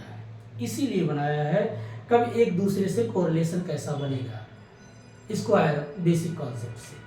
अगला हम बात करें जैसे ऑर्थोडॉक्स और हेथोडॉक्स क्या है। अब ऑर्थोडॉक्स हेथोडॉक्स क्यों पढ़ाया जाता है? अभी जैसे मैंने शुरुआत में बोला था, शुरुआत में बोला कि धर्म क्या है, काम क्या है, मोक्ष क्या है। तो ये जो बेसिक आपको पॉइंट बताया, यही आपका टॉपिक है ऑर्थोडॉक्स और हेथोडॉक्स। आप दुनिया किस में फंसी है? या तो धर्म में डूब गया है, या तो अर्थ में डूब गया है, या तो डिजायर में डूब गया है, लेकिन तीनों के बीच में बैलेंस नहीं कर पा रहा है। तो ऑर्थोडॉक्स क्या कहता है? ये आपको डायरेक्शन देती है। जो आपकी वेद है, पुराण है, जो भी ग्रंथ है, हर ग्रंथ में अगर अच्छाइयाँ हैं कुछ बुराइयाँ भी हैं। मेरे अंदर अगर कुछ अच्छाइयाँ तो कुछ बुराइयाँ होगा। अब बुराइयाँ इसीलिए, आपने एक कॉन्सेप्ट सुना होगा कि नेगेटिव और पॉजिटिव दोनों होना बहुत जरूरी है। कभी बल्ब जब आप जलाते हैं तो क्या पॉजिटिव से जलता है? प्लस और माइनस दोनों होता तभी बल्ब जलता है। तो नेगेटिव और पॉजिटिव ये दोनों क्या दिया जाता है? इसीलिए कि जीवन कैसे चलाया जाए। नर है तो नारी है, अगर नर ही नर हो जाओ, धरती पर नारी ना हो तो क्या जीवन है? खत्म हो जाओगे, आप तो पागल हो जाओगे। नारी है तो आपको जीवन जीने की एक आधार बनता है, आपको एक नारी आपको सुधारती है। इसीलिए ऑर्थोडॉक्स पढ़ाया जाता है कि वेद को पढ़ो, लेटर वैदिक पीरियड को पढ़ो, क्यों बनाया गया, इसके पीछे रीजन क्या था इसकी। अब जैसे पता चला कोई दिन रात वेद में ही डूबा है, दिन रात भजन कीर्तन में डूबा है, डूबे रहो, बाद में जेब में 1 रुपया नहीं है, बाजार जा रहे हैं उनको मन हुआ कुछ खाने का। भक्ति से तो अच्छी अच्छी बात है, अच्छी अच्छी दोहे की बात कर रहे हैं, लेकिन भक्ति से पेट नहीं भरता, पेट भरेगा कुछ पैसे से। अगर इनके पास कुछ पैसा होता तो भक्ति भी अच्छा लगता, और बाकी जब पैसा कमा के आया तो वो भी अच्छा लगता। इसीलिए बोला गया कि आपके पास अर्थ भी हो तो धर्म भी हो।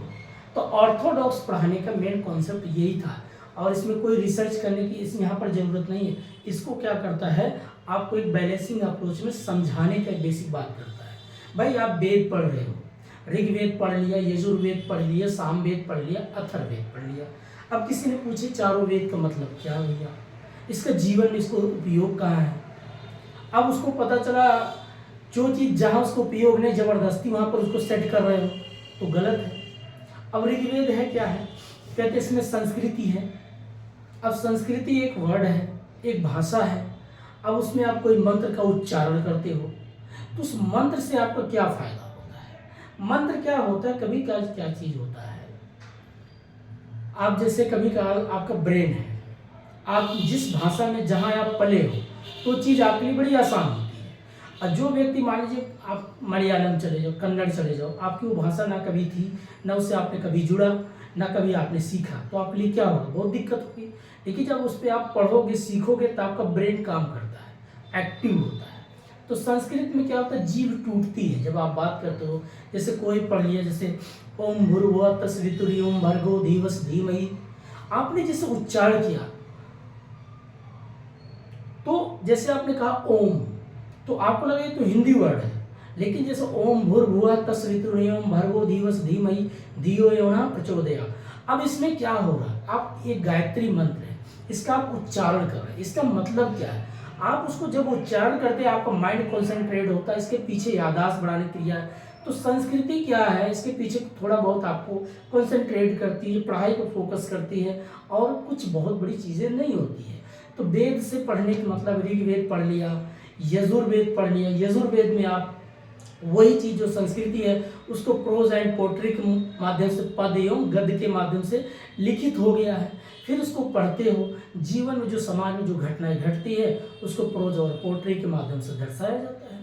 फिर उसी चीज़ को बोला गया, नहीं मंदिर में बैठते हो थोड़ा गायन क्रिया किया जाए, संगीत होना चाहिए, तो वहाँ पर आप बोलते सामवेद होना चाहिए। तो उसी मंत्र को आप एक संगीत के लय में गाते हैं। आप कोई भी धुन, कोई भी ऐसा म्यूजिक, संगीत के माध्यम से आप मंत्र को उच्चारण करते हैं। उसका ये मतलब क्या, थोड़ा मनोरंजन हो जाना चाहिए। अगला आता है आपका, बोलते भाई अथर्ववेद क्या है। अब अथर्ववेद मतलब क्या है, अर्थ और अथर, धन भी कमाओ, व्यापार भी करो, मेडिसिन, अपनी सुई दवाई इलाज की बात करो, एक मैजिक है, जादू की बात करता है। हर एक पॉइंट को उसमें क्या कर रखा, व्याख्या कर रखा है।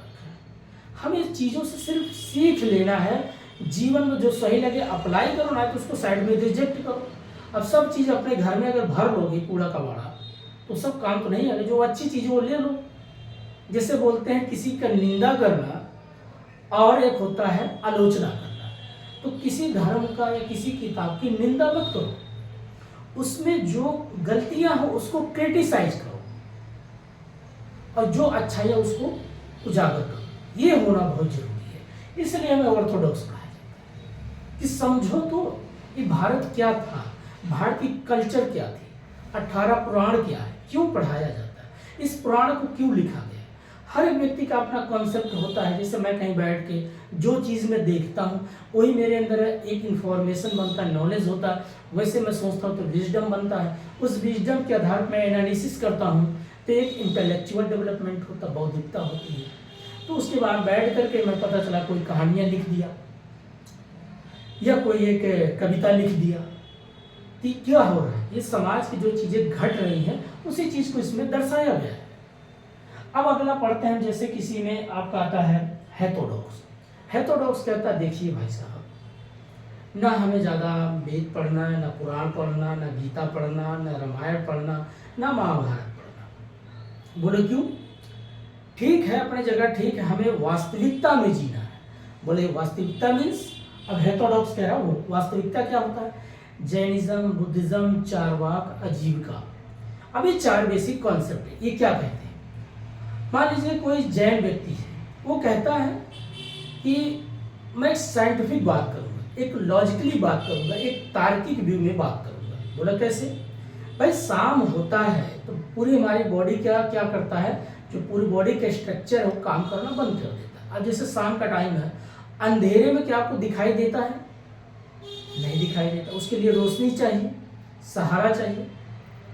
ठीक उसी प्रकार से जब नेचर कहती है कि क्योंकि आपका बॉडी एक नेचुरल बनी है, कोई आर्टिफिशियल नहीं है, अगर शाम ढल गया, शाम ढलने मतलब संध्या हो गई है, 5 बजे 6 बजे आपको पता चला अंधेरा शुरू हो गया, तो बोला जाता उसके बाद आपकी बॉडी में चेंज आने लगता है, आपकी बॉडी की हार्मोन्स में चेंजिंग आती है, आपके खाने पीने की प्रक्रियाओं के जो आपका पेनक्रियाज है, स्टमक, जो भी आपका अमाशय है या आपका लीवर है, ये सारी चीज़ें क्या करती है, काम करना बंद कर देती है। अब वो आराम ढूंढती है शाम को, उनको रिलैक्स चाहिए। दिन में है जितना इसे काम लेना लो, पानी पीना जी भर के पियो, कुछ खाना कुछ भी खाओ, वो वैसे ही जैसे जैसे सूर्य उदय होता है वैसे आपकी बॉडी एनर्जी से भरी होती है। आप खुद सोचिए, सुबह जब आप उठते भरपूर एनर्जी से होते हैं, 12 बजे के बाद आपकी एनर्जी धीरे धीरे डाउन होती है। आप कभी यकीन करिए, आप देखिए बड़े बड़े लोग ऑफिस में जो काम करते हैं वो लोग क्या करते हैं, आजकल 9 बजे 8 बजे छुट्टी करते हैं, 8-9 बजे तक काम नहीं होता है, सिर्फ एक ज़बरदस्ती होता है, थकान होता है, मेंटल हरासमेंट होता है। तो ये पॉइंट जो अगर पॉइंट को समझना शुरू कर दो, जैनिज्म क्या कह रहा है, वो यही कहता है कि हर एक चीज़ नेचुरल तरीके से खाओ और नेचुरल तरीके से अपना सो। अब उसमें 2 पार्ट होते हैं, एक आप पढ़े होंगे दिगंबर, एक होता है श्वेतांबर। अब दिगंबर क्या कहता है, तो उनकी एक चरम, एक अति बहुत ज़्यादा थिंकिंग प्रोसेस है। वो कहते हैं कि इस शरीर है, जन्म तो भाई ऐसा तो है नहीं मैं कपड़े पहन के जन्म लिया, बाहर आए मानव ने ही कपड़े से, कपड़ा इसीलिए पहना कि अपने शरीर को ढक सके, जाड़ा गर्मी बरसात से बचा सके, इसीलिए पहना। लेकिन वो कहते नहीं, अगर आप अपने शरीर को सबसे ज़्यादा आराम दे, मतलब एक उसको आराम देंगे, एसी, जैसे एसी चला दीजिए, आप उसको बॉडी को रिलैक्स मिलेगा तो आराम ढूंढेगा। अगर उसको मान लीजिए धूप में बैठाएंगे ज़्यादा तो फिर वो छाँव में भागेगा, क्योंकि वो शरीर क्या करता है, उसको आराम चाहिए। वो कहते नहीं, शरीर को पूरा नेचुरल इसको ढाल देंगे, हमें इससे आराम इसको नहीं देना। आराम ज़्यादा कर देंगे तो ये हमारे लिए नुकसानदेह हो जाएगा, आराम देंगे तो ये हमारे लिए नुकसानदेह होगा, हमारा काम ज़्यादा नहीं हो पाएगा, ना हम पढ़ाई सही कर पाएंगे, ना कॉन्सेंट्रेट हो पाएंगे। इसको हमें उतना ही देना आराम है जितनी इसकी ज़रूरत है। हद से ज़्यादा एसी में बैठे हैं, हद से ज़्यादा पता चला वातानुकूलित घर, जैसे ठंड का दिन आया आप हीटर लगा दिए, आप उससे गर्मी ले रहे हैं, तो शरीर को आराम देते रहेंगे तो आराम ही ढूंढेगा। वो कहते भैया हमें ना तो कपड़ा पहनना है और ना इस तरीके से रहना है, हमें 2 वक्त की रोटी जो मिलेगा वो खा लेंगे बस, उसके बाद पूरा नेचर तरीके से रहेंगे। इसीलिए आप देखते होंगे जब कुंभ का मेला लगता है, बड़े बड़े नागा साधु आते हैं, वो कपड़े नहीं पहनते, बाद में पता ना किधर चले जाते हैं, कुंभ के मेले में दिखेंगे, बाकी वो गायब हो जाते हैं। वो फिर अपना नेचुरल तरीके से हिमालय के गोद में ही चले जाते हैं, अपना ध्यान क्रिया करते हैं, फिर जैसे लगता है कुंभ के मेला वापस दिख जाते हैं। उनकी अलग ही दुनिया, उनको लग गया और समझ में आ गया कि ना तो हमें भौतिक चीज़ में कोई सुख है और ना तो हमें कोई डिज़ायर में जीना है, ना हमें ज़्यादा धर्म में रहना। वो अलग ही दुनिया अपनी बसा लेते हैं, उनका अलग ही सोच होता है, वो पूरा नेचुरल में ढल देते, नेचर में चले जाते हैं। इसलिए देखते हैं उनके 100 साल 150 साल वो जिंदा रहते हैं, आप यकीन मानिए, क्योंकि वो अपनी इंद्रियों के इतना वो डेवलप कर लेते हैं, इतना अपने बस में कर लेते हैं। अब यही है, थोड़ी सी मौसम चेंज होता है बीमार हो जाते हैं, क्योंकि हमने नेचर में ढाला नहीं, बार बार इसको आराम दिया है, जाड़ा से बचाया, बरसात से बचाया, हर चीज़ से बचाता रहा, इसलिए हमने नेचर को कभी अडॉप्ट नहीं कर पाया बॉडी, इसलिए इम्यून सिस्टम मजबूत नहीं होता है। आइए अगला बात करते हैं, इसमें एक हो गया दिगंबर, दूसरा होता है श्वेतांबर। श्वेतांबर कहता है देखिए भाई साहब, हम तो पूरा नेचर में नहीं रह सकते, हमें एक प्रकार से समाज में रहना है तो वस्त्र तो पहनना पड़ेगा, कपड़े पहनना ही पड़ेगा। तो उन्होंने सफ़ेद वस्त्र पहना, सफ़ेद इसलिए कि मान लीजिए कोई कीट पतंग अगर आपके सफ़ेद कपड़े पे गिरेगा, जैसे लाल है तो यहाँ पर अगर कोई कीट गिरता पता नहीं चलेगा, लेकिन व्हाइट कपड़े पर अगर कोई कीट गिरेगा दिखाई देगा, इसीलिए सफ़ेद वस्त्र वो पहनते हैं। गंदगी दिखेगा, जैसे कपड़े सफ़ेद होते हैं, थोड़ा सा धूल मिट्टी लगता तो गंदगी दिखता, इसीलिए वो कहते हैं हाइजेनिक रहना है तो सफ़ेद कपड़े पहनो, और इससे ऊष्मा जो होती है हीट का वो सोखती नहीं, एब्जॉर्बेशन नहीं कर, इसको रिफ्लेक्ट करती है। तो पूरा वही प्रकार से नेचुरल का ही पार्ट है, लेकिन वो थोड़ा सा क्या करते हैं, समाज के तरीके से वो जीना शुरू करते हैं। मास्क लगा के रखेंगे, सोचते हैं सांस लेंगे तो कोई कीट मुंह में ना आ जाए, नाक में ना घुस जाए, इस तरीके से वो क्या करते हैं, श्वेतांबर जो होते हैं सफ़ेद वस्त्र धारण करते हैं, उनका अपना अपना कॉन्सेप्ट है। तो हमें इसीलिए पढ़ाया जाता है ऑर्थोडॉक्स, क्यों, क्या लोगों का विचार था, क्या कॉन्सेप्ट था। अगला इसी में हम पढ़ते हैं बुद्धिज़्म। अब जो आपका बुद्धिज़्म होता है वो क्या कहता है, बुद्धिज्म ये कहते देखिए भाई, ना हमें अति ज़्यादा नेचर में ढालो और ना ज़्यादा एक घर में ही रहो, थोड़ा बैलेंस कर लो, थोड़ा धूप में भी टहलो और फिर थोड़ा घर में भी रहो, हर पल का एंजॉय करो, मैक्सिमम किसी चीज़ का ना करो ना मिनिमम करो, ना अति करो ना कम ही करो, एक बैलेंस में रहो। जैसे लोग कहते नहीं कि भाई ज़्यादा किसी को भाव मत दो, ज़्यादा भाव दे दो तो वैल्यू कम हो जाएगा, तो लोग कहते हैं दो उतने दो जितनी उसकी ज़रूरत है। तो ये बुद्धिज़्म हमेशा बैलेंसिंग की बात क्या कहा, इन्होंने बैलेंसिंग अप्रोच में बात करते हैं, 2-3 इनका कॉन्सेप्ट दिया गया है। आप देखिएगा कॉन्सेप्ट क्या देते हैं, अष्टम मार्ग क्या है, पंचम मार्ग क्या है। अष्टम मार्ग जैसे कहते हैं सही समय पे उठो, सही समय पे कार्य करो, सही डायरेक्शन में करो, सही दिशा में करो। मतलब यही है, अगर आप सही समय पर सोओगे तो सही समय पर उठ जाओगे, सही समय पर अगर काम करोगे तो सही टाइम पे आपको रिजल्ट मिल जाएगा। ये सही बात कहते हैं भाई। और ये भी कहते हैं अगर दुख है तो दुख का कारण है, और कारण है तो उसका निवारण है। बात ये भी सही है। अगर आप मान लीजिए किसी कारण से बीमार हो गए, किसी कारण से आप बीमार हो गए, तो बीमार होने कोई न कोई कारण है। आप ठंडा पानी पी लीजिए, आपका बॉडी उस वक्त पता चला गर्म था, आप ठंडा पानी ज़्यादा पी लिया, आपका गला पकड़ लिया, आप बीमार हो गए, तो वही कारण फिर होता है, वही पानी क्या किया जाता है, गर्म किया जाता है। फिर बोलेंगे गर्म करके गरारा करो। देखिए जो कारण है वही उसका निवारण है, जो कारण है वही उसका निवारण है। तो फिर उसी पानी का आप गर्म करते गरारा करते गला ठीक हो जाता है। यही बात कहते कारण है तो निवारण है, हर एक चीज़ का समाधान है। अष्टम मार्ग अपनाओ, सही दिशा में चलो, सही समय पर सो, सही समय पर खाना खाओ। आप सही समय पर खाना नहीं खाएंगे तो आपका बॉडी जो है वीक हो जाएगा, कमज़ोर हो जाएगा, आप बीमार हो जाओगे। सही समय पढ़ाई नहीं करोगे तो एग्ज़ाम में फेल हो जाओगे। लेकिन पढ़ाई के साथ साथ ये जरूरी नहीं किताबें पढ़ लें, आपको समझ में कितना आ रहा है, ये भी पॉइंट बोला गया है। तो देखिए इनकी और भी अलग अलग ब्रांच थी, हीनयान, महायान, वज्रयान, नवयान। अब हीनयान क्या कहता है, हीनयान पहले क्या था, लोग कहते थे कि जैसे अगर मैं कोई ज्ञान दिया तो अगर मेरी ज्ञान, मेरी विचार, मेरी कॉन्सेप्ट आपको अच्छी लगती है तो उस पर आप अमल करिए, सही है कि गलत है। अगर सही है तो एक्सेप्ट करिए, गलत है तो उसको रिजेक्ट करिए। आप जबरदस्ती अपने माइंड में उसको एक्सेप्ट मत करिए। ये बड़ी अच्छी बात बोलते थे भाई, अगर आप बैठे हो, मैं कोई बात कह रहा हूँ तो आप उसको सुनो, अगर अच्छा लगे तो ठीक है, नहीं तो उसको रिजेक्ट करो। आजकल लोग क्या जबरदस्ती उसमें थोपते हैं, बोले थोपनी हुई चीज़ गलत होती है, क्योंकि हर एक व्यक्ति के पास एक सोचने समझने की ताकत है। तो ये चीज़ होती तो उसको बोलते हीनयान, अर्थात किसी के विचार पे उस पर अमल करना, सोचना, समझना। दूसरा हुआ महायान। महायान में क्या हुआ, अब पता चला कभी जो व्यक्ति ज्ञान देता था उसके ज्ञान पे अमल होता था, लेकिन महायान क्या हुआ, उस व्यक्ति के ज्ञान को नहीं मानते, अब लाके क्या कर लिया, उनकी मूर्ति घर में रख ली, उनकी एक तस्वीर बना लिया या उनकी एक पत्थर की मूर्ति गढ़ के घर में रख दिया। अब वहाँ सामने बैठ करके आप बस ध्यान बैठे हो।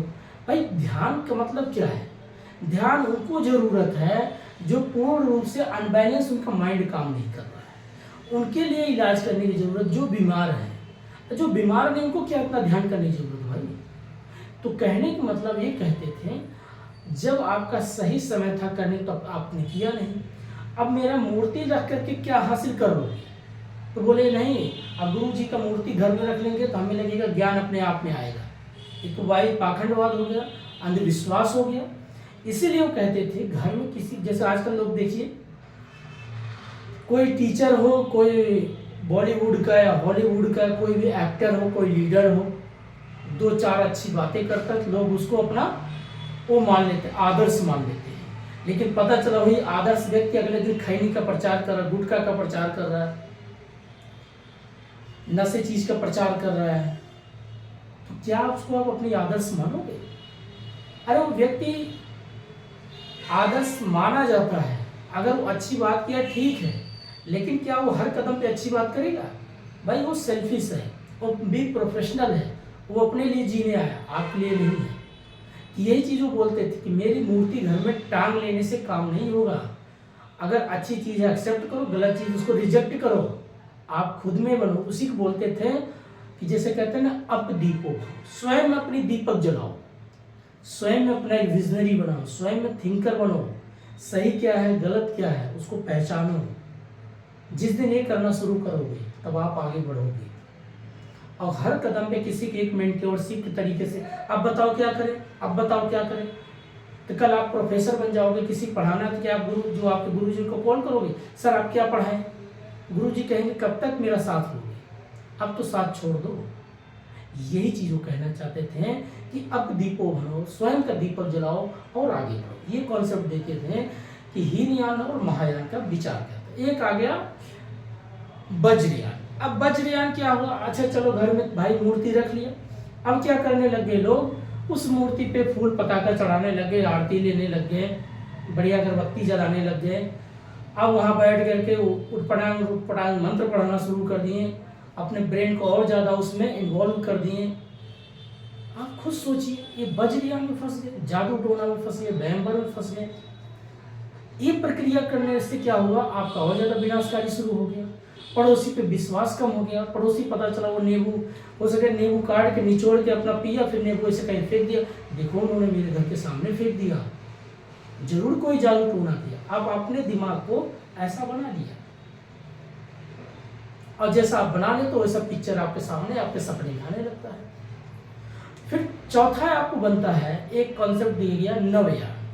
अब नवयान मतलब क्या है, जो लोग जागरूक हुए, पढ़ लिए, फिर उनके विचारों को समझे, बोले अब मैं एक नवयान, एक नया निर्माण करता हूँ, नए तरीके से क्या करते उजागर करते, नई सीख लेंगे, एजुकेशन के माध्यम से आगे बढ़ेंगे। इनका अपना कॉन्सेप्ट था बुद्धिज्म का। तो हमने जैनिज्म बुद्धिज्म पढ़ा। फिर अगला आता आपका चारवाक, क्या था, आजीविका। चारवाक क्या होता था दोस्तों, ये कहते थे कि जिंदगी का दर्शन को समझो, उसकी मतलब को समझो।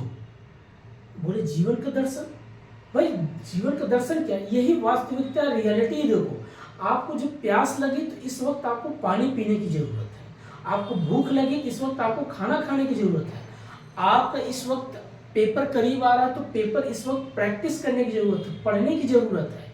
अगर आपके पास किताब नहीं है तो हो सके किसी से उधारी ला के पढ़ाई करो, मगर करो जरूर। भूख लगी है चाहे उधार खाना पड़े खा लो। वही बोलते कि ऋणम घृतम पीवते, ऋण लेके घी पीना ही पड़े तो पी लो, पता न कल आप रहो या ना रहो, आज ही ना रहो। तो जो करना है कर डालो, कल के लिए मत डालो। जैसे कबीरदास की एक दोहा था कि आज करे सो आज करे, पल में परलय हो, बहुरी करेगी कब। तो ये जो कॉन्सेप्ट जो भी है, तो इनका ही कॉन्सेप्ट था कि जो करना है आज कर डालो, पल में परलय हो जाएगी, बहुर करेगी कब। तो आप कब करोगे, इसलिए जो करना आज कर डालो। आज पढ़ना है तो पढ़ डालो, नहीं पढ़ना है तो मत ही पढ़ो, लेकिन जो करना उसे कर डालो। असमंजस में ना रहो, संकट में मत फंसो, उलझ के मत रहो। तो यही वो कहते चारवाक, जीवन का कोई भरोसा नहीं, कब आपकी सांसें रुक जाए, कब आपके साथ क्या हो जाए।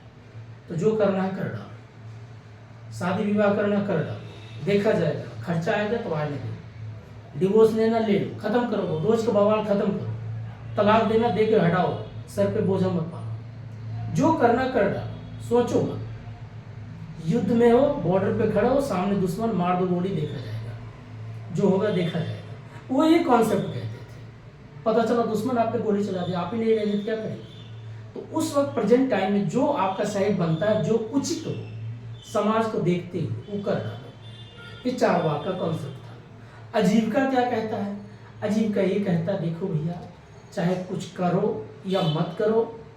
जैसे कहावत था, अजगर करे न चाकरी, पंछी करे न काम, मलुकदास जी कह गए सबके दाता राम।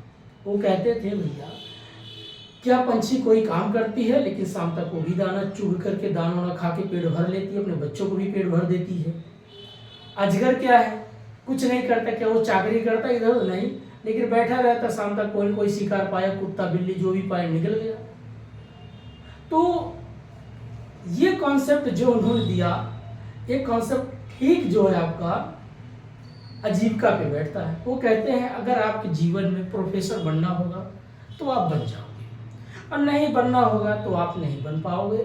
चाहे कितनों सर पटको, कितनों रीजनिंग लगाओ, कितनों मैथ लगाओ, कितनों 50 या 2000 वीडियो देख डालो, अगर आपके जीवन में नहीं है तो आप नहीं बन पाओगे। जैसे सलमान खान का था कि ऐश्वर्या राय के लिए शादी के लिए बहुत पागल हुआ, लेकिन शादी नहीं हुआ, शादी किसी और से हुआ। तो आपको जो आपका मंजिल होगा, जो आपका लक्ष्य होगा, वही मिलेगा। आप कितना प्रयास कर लो, आप नहीं पाओगे। प्रयास करके दिख सकता है, लेकिन अगर आपके जीवन में नहीं है तो नहीं मिलेगा। वो हमेशा डेस्टिनी की बात करते हैं, मंजिल की बात करते हैं, भाग्य यही कहते हैं, भाग्य की बात। अगर आपके जीवन में जो बनना होगा आप बन जाओगे, और जो नहीं बनना होगा तो आप नहीं बन पाओगे। जो चीज़ आपका होगा वही चीज़ मिलेगा, इसके अलावा कुछ नहीं मिलेगा। ये इनका अपना कॉन्सेप्ट था अजीब का। तो हमने जो बात किया है ऑर्थोडॉक्स, हेटेरोडॉक्स, और ये प्रमाणा हमने शुरुआत में बात किया। अनुमाना, एक टॉपिक आता है आपका अनुमाना। अनुमाना मीन्स क्या होता है दोस्त? किसी भी चीज़ का अनुमान लगाना, एस्टिमेटेड करना। बादल को देख करके लगेगा बरसात होगी, एस्टिमेटेड करना। लेकिन टाइप्स ऑफ अनुमान इसमें दो भाग होते हैं, एक होता है व्याप्ति, एक होता है हेत्वाभास। और व्याप्ति क्या कहता है? व्याप्ति मीन्स होता है किसी चीज में लिप्त होना, कोई कारण होना। जैसे कहते हैं ये बहुत इसमें विलुप्त है, इसमें जैसे कोई चीज छुपा हुआ है। जैसे पानी आप गर्म किए तो उसमें जो पानी है तो पानी दिख रहा है, लेकिन पानी जो गर्म है क्यों है? वो गर्माहट से गर्म है, उसमें हीटेड है। तो ये कारण है, उसमें कोई न कोई रीजन छुपा है।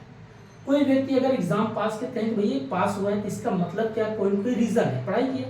कोई व्यक्ति फेल कहेंगे इसमें रीजन था, हो सकता पढ़ाई किया, वो कॉन्सेप्ट नहीं क्लियर किया, हो सकता पेपर देने गया तो वहाँ जो होपलेस हो गया, तो इसी वजह से फेल हो गया। तो कहते व्याप्ति मीन्स किसी न किसी चीज़ का कोई न कोई कारण है। अगर मैं यहाँ चीज़ें पढ़ा रहा हूँ, बता रहा हूँ, क्यों? हो सकता है मेरे अंदर एक क्यूरियोसिटी होता है, मुझे बताने में अच्छा लगता है, मुझे बात करना बहुत अच्छा लगता है। या बहुत लोग का ऐसा क्यूरियोसिटी होता है, सुनना बहुत अच्छा लगता है। किसी किसी का क्यूरियोसिटी होता है, मूवी देखना बहुत अच्छा लगता है, वेब सीरीज देखना बहुत अच्छा लगता है। किसी किसी का हैबिट ऐसा होता है, गाना सुनना उनको बहुत अच्छा लगता है। हर एक व्यक्ति कोई न कोई कारण होता है। कोई व्यक्ति ऐसा होता है उनको कुछ भी अच्छा नहीं लगा, अकेले बैठ के एंजॉय करने में अच्छा लगता है। कुछ लोग का ऐसा होता है नई जगह जाना अच्छा लगता है। ये व्याप्ति कहता है। अगर आपके जीवन में कोई घटना घट रही है तो उसमें कोई न कोई व्याप्ति है, कोई न कोई रीजन छुपा है। और उससे दूसरा पार्ट आपका बोलता है हेत्वाभास। हेत्वाभास क्या कहता है? ये हेत्वाभास क्या करता है? Checking by the mistake. वो चेक करता बाय द मिस्टेक, गलतियां कहाँ हुई है, किसी चीज की गलती को पता लगाना। अब गलती क्या पता लगाना कि माइनर टर्म था कि मिडिल टर्म था या मेजर टर्म था। अब माइनर टर्म, भाई आजकल जैसे एग्जांपल लोग देते हैं कि ये पहाड़ है, पहाड़ के पीछे आग लगी थी, वहां से धुआं उठ रहा था। तब हो सकता है कि कभी का भाई ठंड का मौसम था, कोहरा उठ रहा हो, आपको लगे फॉग है, धुआं है, लेकिन वहां आग ही नहीं लगी हो। तो हेत्वाभास क्या करता है? वो गलतियों को चेक करता है, इसमें गलती क्या है, फॉर्मल फैंसी है या इनफॉर्मल फैंसी, कौन सी गलती दिख रही है। तो इसमें मिडिल टर्म पॉइंट सही कह रहा है या मेजर टर्म सही कह रहा है या माइनर टर्म सही कह रहा है, कौन से बाय मिस्टेक है। कभी काल आप देखते होंगे ऐसा, कभी काल बादल बन जाता है, आपको लगेगा पहाड़ है लेकिन वो था बादल, तो कहेंगे ये कौन सा गलती, भाई माइनर टर्म था या मिडिल टर्म था या मेजर टर्म था। ये क्या करती है? हेत्वाभास गलतियों को चेक करती है, सही चीज पता करना। अब उसी में हेत्वाभास में और आगे भी आप पढ़ते हैं कि बधित है, क्या ये चीज उसमें बधित है, क्या जुड़ा हुआ है, आपधित क्या इससे बधा हुआ नहीं था, शत प्रतिपक्ष क्या 100% सही था, विरुद्ध क्या एक दूसरे का अपोजिट थे। यही पॉइंट है आपका सिलेबस। तो दोस्तों ये लॉजिकल रीजनिंग हमने बस ऐसे बातों बातों में सारी चीजें पढ़ा। और अब पॉइंट हम बात करेंगे नेक्स्ट, रिसर्च एप्टीट्यूड। पढ़ाई को आप जिस दिन पढ़ करके और आप खुद उसको बोलने का प्रयास करें, प्रोफेसर बन रहे हैं दोस्तों, आपको एक लेक्चर देना पड़ेगा। लेक्चर ऐसे ही देना पड़ता है, आपको टॉपिक कोई भी हो एक दूसरे से लिंक करिए, उसको जोड़िए और उसको समझाइए। एक आप फ्रीडम तरीके से, और कभी बच्चों को रटाइए मत, उसको क्रिएटिव माइंड बनाइए, उसके अंदर एक आइडिया डेवलपमेंट का हो, उसको सोचने समझने की ताकत दो। ये नहीं है बेटा ये सिलेबस है इसको रट के बैठो, रट्टू तोता। कभी कल कहते नहीं कि आप देखते हो कि बड़े बड़े जो पढ़ने वाले लोग होते, बड़े बड़े चश्मे लग जाते हैं, पर उनका आईक्यू जबरदस्त होता है। उनका दो चीज अच्छा होता है, एक होता है जैसे एटीट्यूड,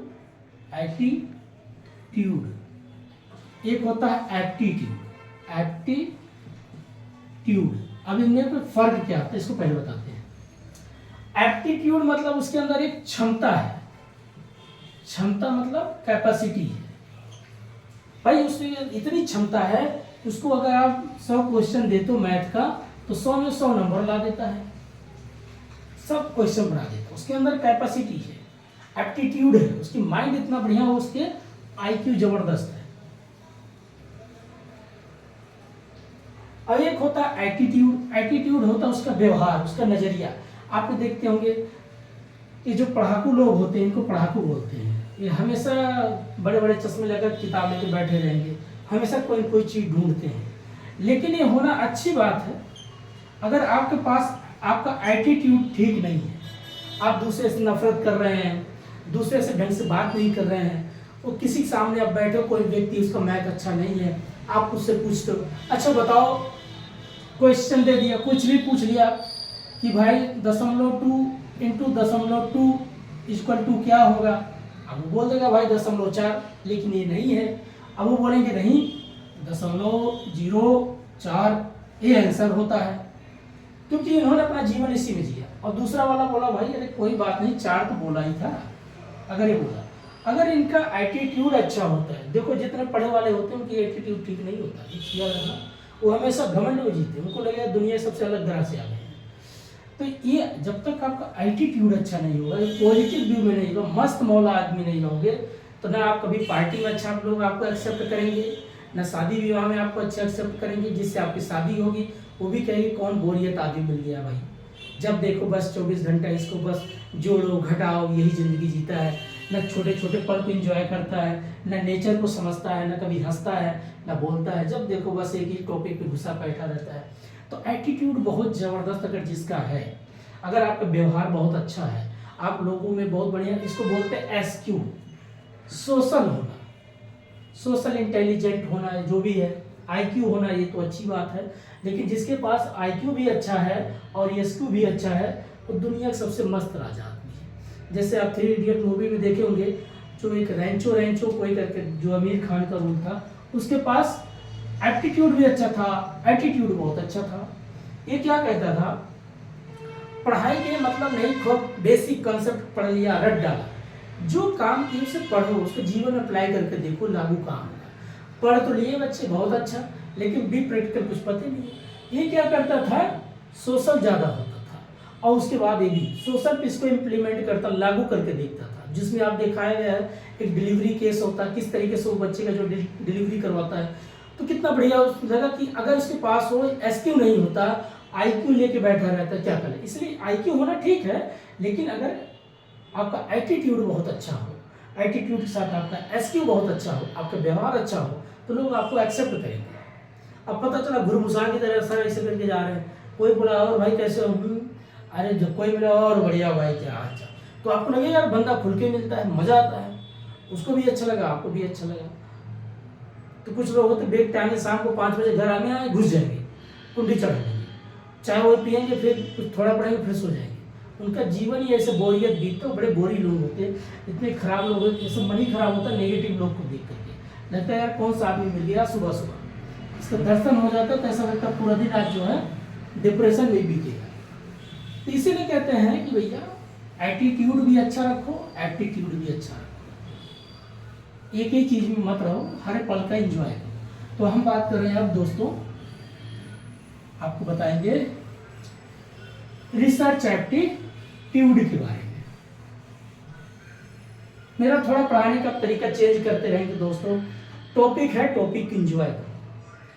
अब जो आपका रिसर्च एप्टीट्यूड, रिसर्च एप्टीट्यूड, अब देखिए यही आ गया। एप्टीट्यूड क्या है, वही क्षमता, भाई कितना आपके अंदर क्षमता है कोई चीज करने का। आपने पता चला हर एक टॉपिक उसमें आपने अच्छे से पढ़ लिया, टॉपिक जो भी है आपने पता चला। पेन नहीं चल रहा दोस्तों, क्या हो गया आज, ये भी धोखे देंगे क्या। जैसे पॉजिटिविज्म क्या है, आपने सुना होगा। पॉजिटिविस्टिक क्या है, पॉजिटिविस्टिक क्या है, विस्टिक क्या है। ये जो आपका टॉपिक देखिए पढ़िए, यही सब है। पॉजिटिविज्म क्या है, पॉजिटिविस्टिक क्या है, टाइप्स ऑफ रिसर्च क्या है, टाइप्स ऑफ रिसर्च क्या है, कैरेक्टर क्या है, कैरेक्टरिस्टिक क्या है ऑफ रिसर्च का, कैरेक्टर ऑफ रिसर्च क्या है। ये पॉइंट को एक एक से बात करेंगे, छोड़िए लिखने पे पेन नहीं चल रहा है, ऐसे बात आपने सिलेबस में देखिएगा जाके। पॉजिटिविज्म, पॉजिटिविस्टिक, फिर दूसरा टॉपिक आपका आएगा types of research, methods of research, character of research, step of research, ICT support materials in the research. Next आपका आएगा एथिक्स ऑफ रिसर्च। इतना ही टॉपिक है, अब एक एक करके समझाते हैं। अब देखिए पहला टॉपिक जो आपका शुरुआत इसमें आता है, पॉजिटिविज्म एंड पॉजिटिविस्टिक क्या है। ये क्या कहता है, एक कहता है तार्किक होना और एक कहता है साइंटिफिक होना। बस यही दो पॉइंट को उजागर किया है, समझाता है। क्या समझाता है भाई, अगर आप किसी से कोई बात करो, तार्किक होना चाहिए, जीवन का उद्देश्य क्या है, आप पढ़ाई करते तो इसका ऑब्जेक्ट क्या है, इसका मकसद क्या है।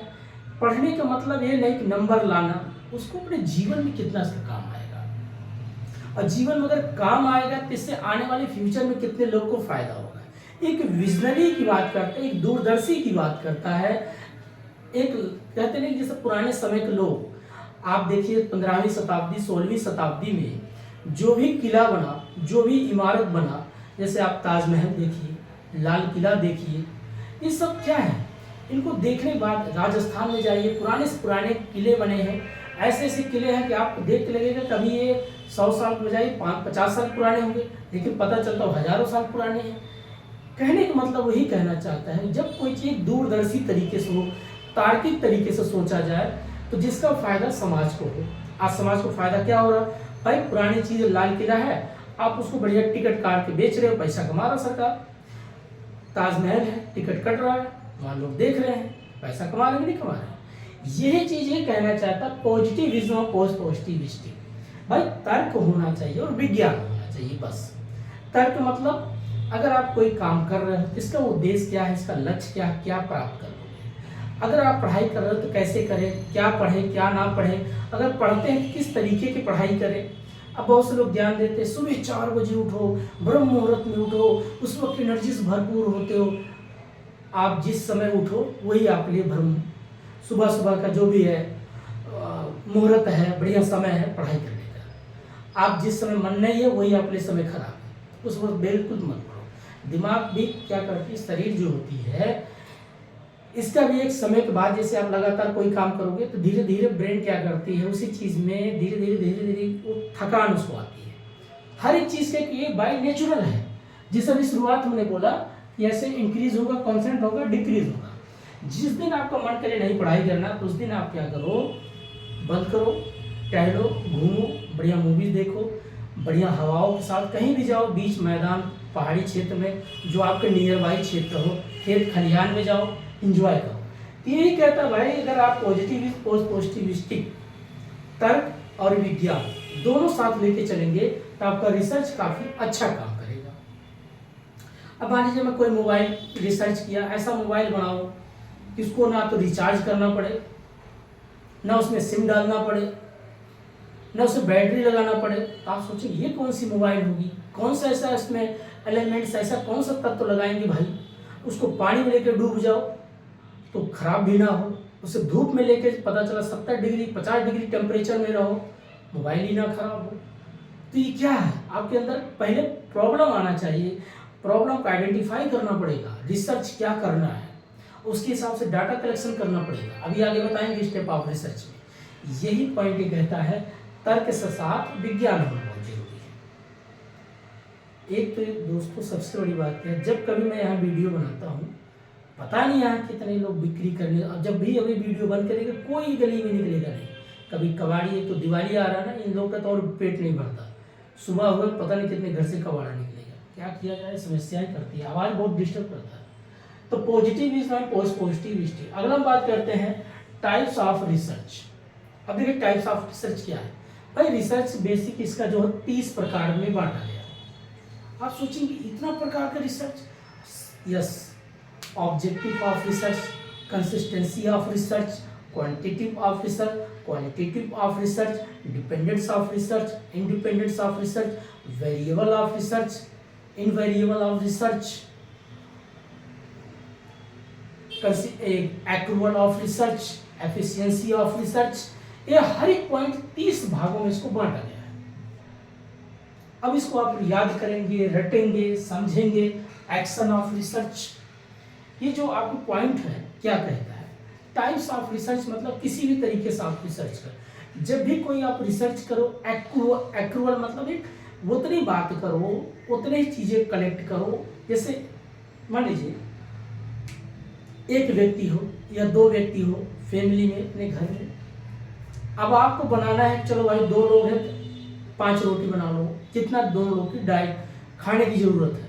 अब पता चला वो बना दिए 15 रोटियां, बोले क्या कल तक सुबह तक भी चलेगा, अभी आज भी खाएंगे फिर सुबह तक खाएंगे, ये गलत है भाई। जितना जरूरत था उतने कर, इसको बोलते हैं एक्रूअल। एक जितना जरूरत है, एक कंसिस्ट होना चाहिए। अब कंसिस्ट भी आता क्या, लगातार होते रहना चाहिए। ऐसा नहीं कि आज पता चला 5 रोटी खाया, अगले दिन 2 रोटी, एक दिन उपवास कर लिया, फिर 8 रोटी खा लिया। ऐसा करेंगे तो आपकी सेहत खराब हो। ऐसे रिसर्च की है तो आप उतनी डाटा कलेक्शन करो जितना आपका टॉपिक की जरूरत है। अब आपका टॉपिक मान लीजिए किसी भी मटेरियल के ऊपर जो भी आप रिसर्च कर रहे हो, तो प्राइमरी डाटा, सेकेंडरी डाटा, जितना सोर्स है उतने ना, जो मेथड है वही प्रयोग करो। फालतू मेथड उसमें लगाएंगे तो आपका रिसर्च खराब हो जाएगा। ठीक है, ये पॉइंट आप जो 30 प्रकार का रिसर्च, हर एक पॉइंट इसमें कहा गया।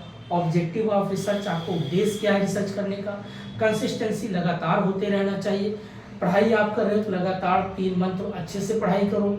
4 घंटा पढ़ना अच्छे से पढ़ो, बीच बीच में गैप लो, ठीक है। थोड़ा बहुत गाने भी सुनो, मार्केट भी घूमो, कोई बढ़िया फल फूल भी खाओ, एक्सरसाइज भी करो, हर पल का एंजॉय करो, फिर पढ़ाई करो। एक लेकिन लगातार होना चाहिए। अब कभी का लोग बोलते हैं लगातार पढ़ो, लगातार की मतलब नहीं 1 बजे से बैठ गया रात को 12 बजे उठ रहे हो, ये पागलपंथी, पढ़ाई वढ़ाई नहीं होती। वो दिमाग को आप थकाते हो। पढ़ाई का मतलब वो होता है उसको एंजॉय करना। कोई टॉपिक अगर हमने बात कर दिया कि बताइए एक्रूअल क्या है, तो एक्रूअल के बारे में समझ गया, ठीक है। कंसिस्टेंसी समझ गया, ठीक है। डिपेंडेंस समझ गया, वेरिएबल समझ गया, इनवेरिएबल समझ गया। तो बस इतना हमें समझने तक ही ठीक रहता है। और उसको जीवन में अप्लाई करके देख लो, बी प्रैक्टिकल सोचो। अप्लाइड मतलब किसी पे लागू करके देखो। आप देखते होंगे मानव सबसे बहुत चतुर इंसान मानव है।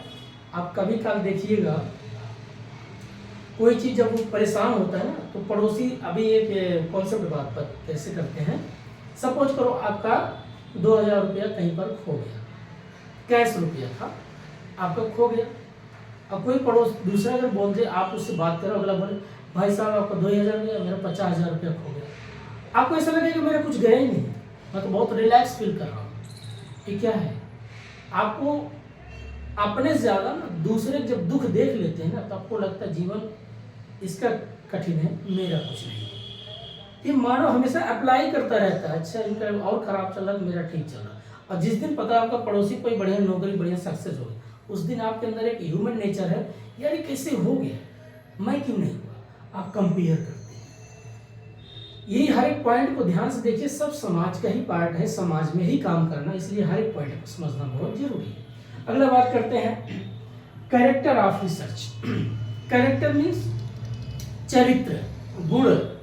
किसी व्यक्ति का कैरेक्टर ठीक ना हो, अब कैरेक्टर में क्या करते हैं, रिसर्च का कैरेक्टर होता है, जी हाँ, वही जो आपका टाइप्स ऑफ रिसर्च है वही कैरेक्टर की बात करता है। जैसे क्वांटिटेटिव की बात कर रहा है, अब उसके क्वांटिटेटिव का मतलब क्या है, क्या ये डिडक्टिव है या इंडक्टिव है, क्या ये क्वालिटेटिव है, क्या ये इंडक्टिव है, क्या इसमें साउंड है या अनसाउंड है, क्या ये वैलिड है या इनवैलिड है, इसकी बात करता है। एक एक पॉइंट उसी कैरेक्टर की बात करता है। जैसे कैरेक्टर होता है ना कि इनकी कैरेक्टर बहुत अच्छा है, ये बहुत अच्छा पढ़ाते हैं, इनकी कैरेक्टर बहुत अच्छा है, ये बहुत अच्छे आदमी है, इनके कैरेक्टर ही ठीक नहीं है। जब व्यक्ति बात करता है ना तो कुछ ना कुछ इसके लालच छुपा होता है, इसके अंदर कोई कोई मनसा होता है। हर एक व्यक्ति को निगेटिव बोल के भाग के चला जाता है, ये परेशान करता है, परेशान कर देता है, अगला दुखी होता है, उसके बाद में मुस्कुरा के चल देता है। ये आते ही आपको डिस्टर्ब करने के लिए। जैसे कभी कभार कुछ लोग होते हैं, आप कुछ काम कर रहे हो तो ज़बरदस्ती आपको परेशान करेंगे, मोबाइल मिला देंगे या मैसेज कर देंगे, और क्या हाल चाल आप बोलोगे, मैसेज है, अच्छा चलो भाई, तो आपका 10-15 मिनट डिस्टर्ब कर दिया। तो उसकी कैरेक्टर देखो कैसा, वैसे कैरेक्टर आप रिसर्च का होगा, क्वांटिटेटिव का कहाँ महत्व होगा, क्वालिटेटिव का कहाँ महत्व होगा, ऑब्जेक्टिव का कहाँ महत्व होगा, डिपेंडेंस का क्या महत्व होगा, इंडिपेंडेंस का क्या महत्व होगा। ये जो पॉइंट बात करता है आपका कैरेक्टर, वही जो टाइप्स ऑफ रिसर्च है ना 30, यहाँ पर 12 ऐसे मेन पॉइंट हैं, सिर्फ 12 ऐसे पॉइंट हैं, उनके एक एक पॉइंट को अच्छे तरीके से उनके कैरेक्टर को डिफाइन करता है। अच्छा दोस्त, ये हो गया आपका कैरेक्टर। नेक्स्ट पॉइंट हम बात करते हैं आपका मेथड्स ऑफ रिसर्च। अब रिसर्च जब आप करोगे तो उसका मेथड होगा, कौन कौन सा मेथड, फिर वही सब पॉइंट है, historical methods, descriptive methods, experimental methods, quantitative methods, qualitative methods. अब सोचिए, कभी आप कैरेक्टर में पढ़ रहे हो क्वांटिटेटिव क्वालिटेटिव, कभी आप टाइप्स में पढ़ रहे हो, अब यहाँ मेथड फिर आ गया। ये चीज़ें क्या करता है, चीज़ें वही हैं, बस उनका स्वरूप थोड़ा सा चेंज हो जाता है। जैसे व्यक्ति एक ही होता है, कभी वो नेता जैसे आप स्पीच देता है, कभी वो मजदूर जैसे बात करता है। जैसे एक्टर को देखते होंगे फिल्मों में, हर एक फील्ड में कभी वो खिलाड़ी का एक्टिंग रूप निकाल देता है, कभी पहलवानी का रूप, तो वही चीज़ है, वो हर जगह जहाँ फिट होता है वैसा वो रूप दिखा देता है। ठीक उसी प्रकार से मेथड ऑफ रिसर्च क्या कहता है कि कैसे आप रिसर्च बनाएंगे, डाटा कलेक्शन कहाँ से लाएंगे, किस तरीके का डाटा आपके पास होना, डाटा को डेटा बोलते हैं अंग्रेजी में। प्राइमरी डाटा सोर्स क्या होगा, सेकेंडरी डाटा रिसोर्स क्या होगा, एक्सपेरिमेंटल मतलब बार बार उसको प्रयोग करेंगे, एक्सपेरिमेंट कर रहे हैं, बार बार कर रहे हैं। जैसे कभी कभार क्या होता है, कोई व्यक्ति जो गाड़ी बनाता है, देखते होंगे किसी का मान लीजिए 4 व्हीकल है या 2 व्हीकल है, जो भी है व्हीलर है, तो गाड़ियाँ खराब हो जाती हैं, तो कहता है एक बार एक्सपेरिमेंट किया, दूसरे बार एक्सपेरिमेंट किया, वो तब तक एक्सपेरिमेंट करता है जब तक वो अपने लक्ष्य को प्राप्त नहीं कर लेता, तब तक वो बार बार क्या करता है, एक्सपेरिमेंट करता रहता है। इसलिए एक्सपेरिमेंट मेथड है। तो जब आपके भी जीवन में एक्सपेरिमेंट चलता है, तब तक आप पढ़ाई करते रहो, तब तक बार बार क्वेश्चन प्रैक्टिस करते रहो।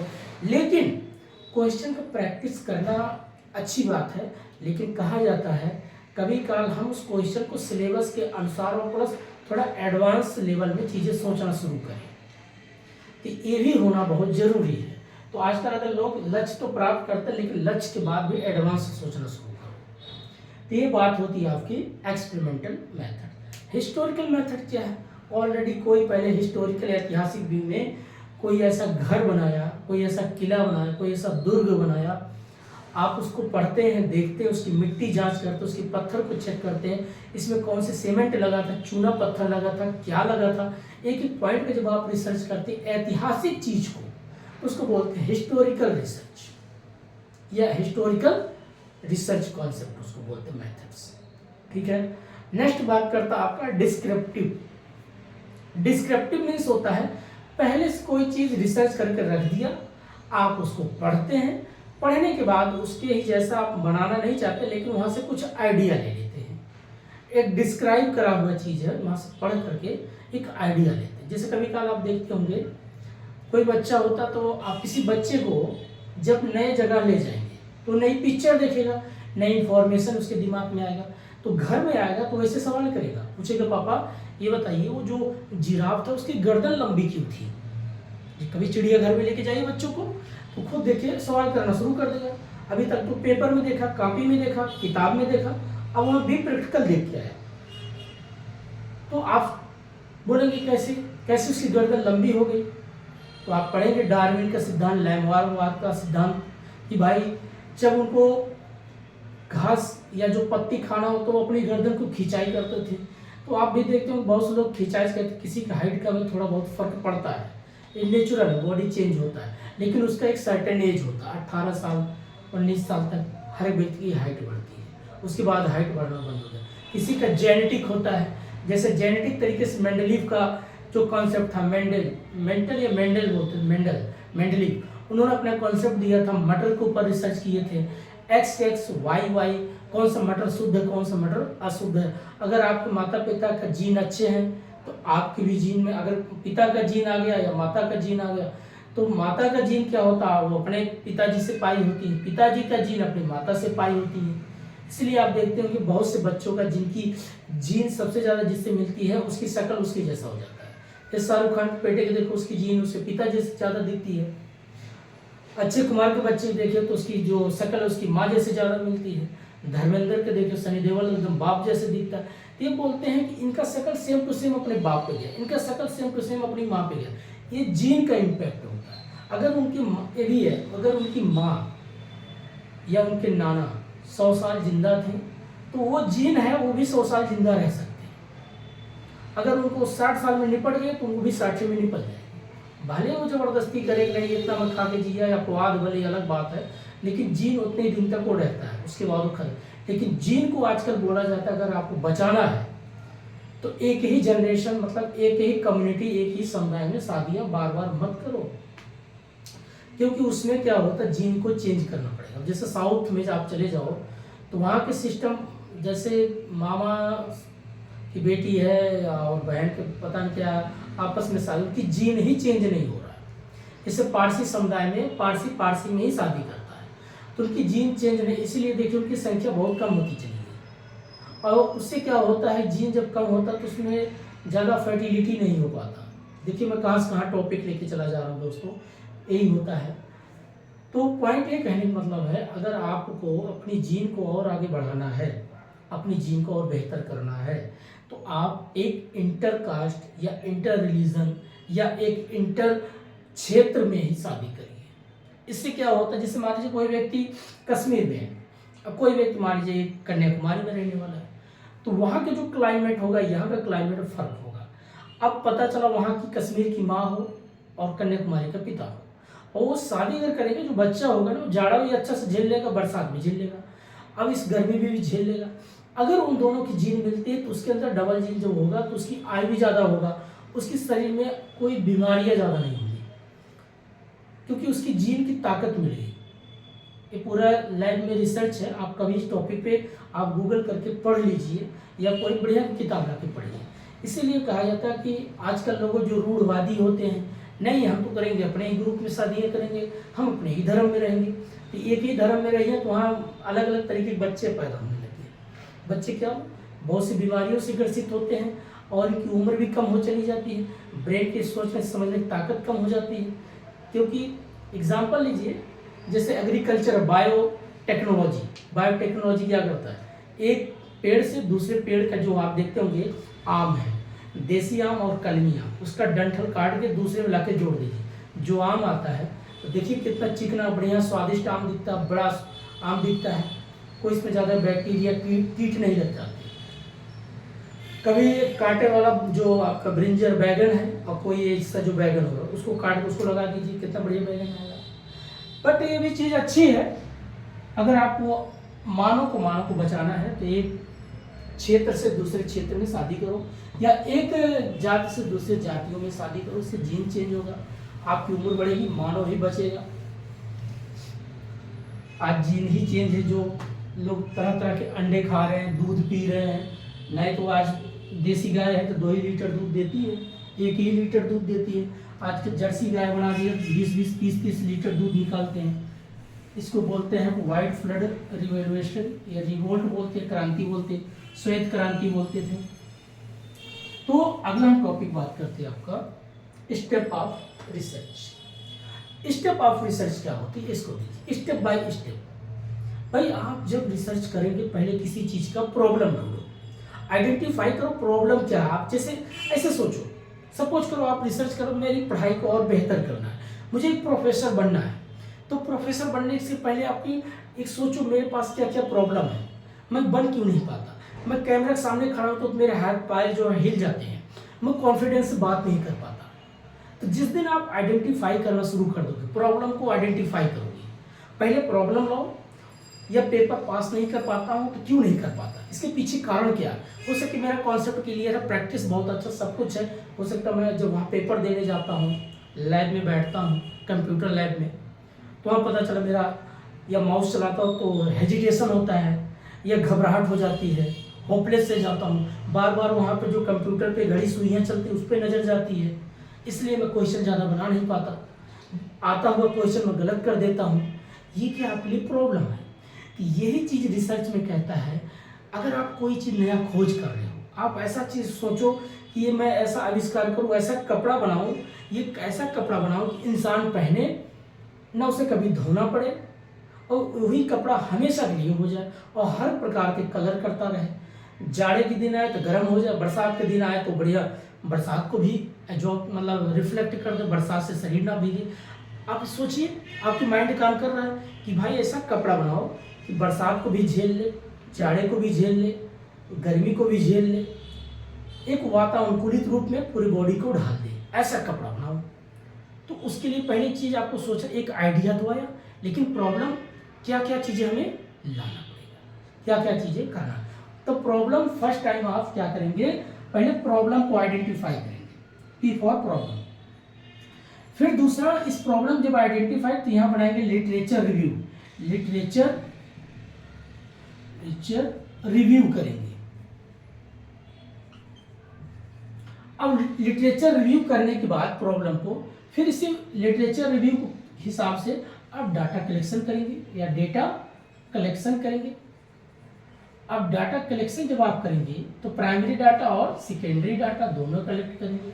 भाई आपको ऐसा कपड़ा बनाना है कि जो बरसात को भी अच्छे तरीके से, आप बरसात में निकल गए भीग नहीं रहे हैं, धूप में निकल गए आपको धूप नहीं लग रही है, ठंड में चले गए आपको गर्मी नहीं मतलब ठंड नहीं लग रही है।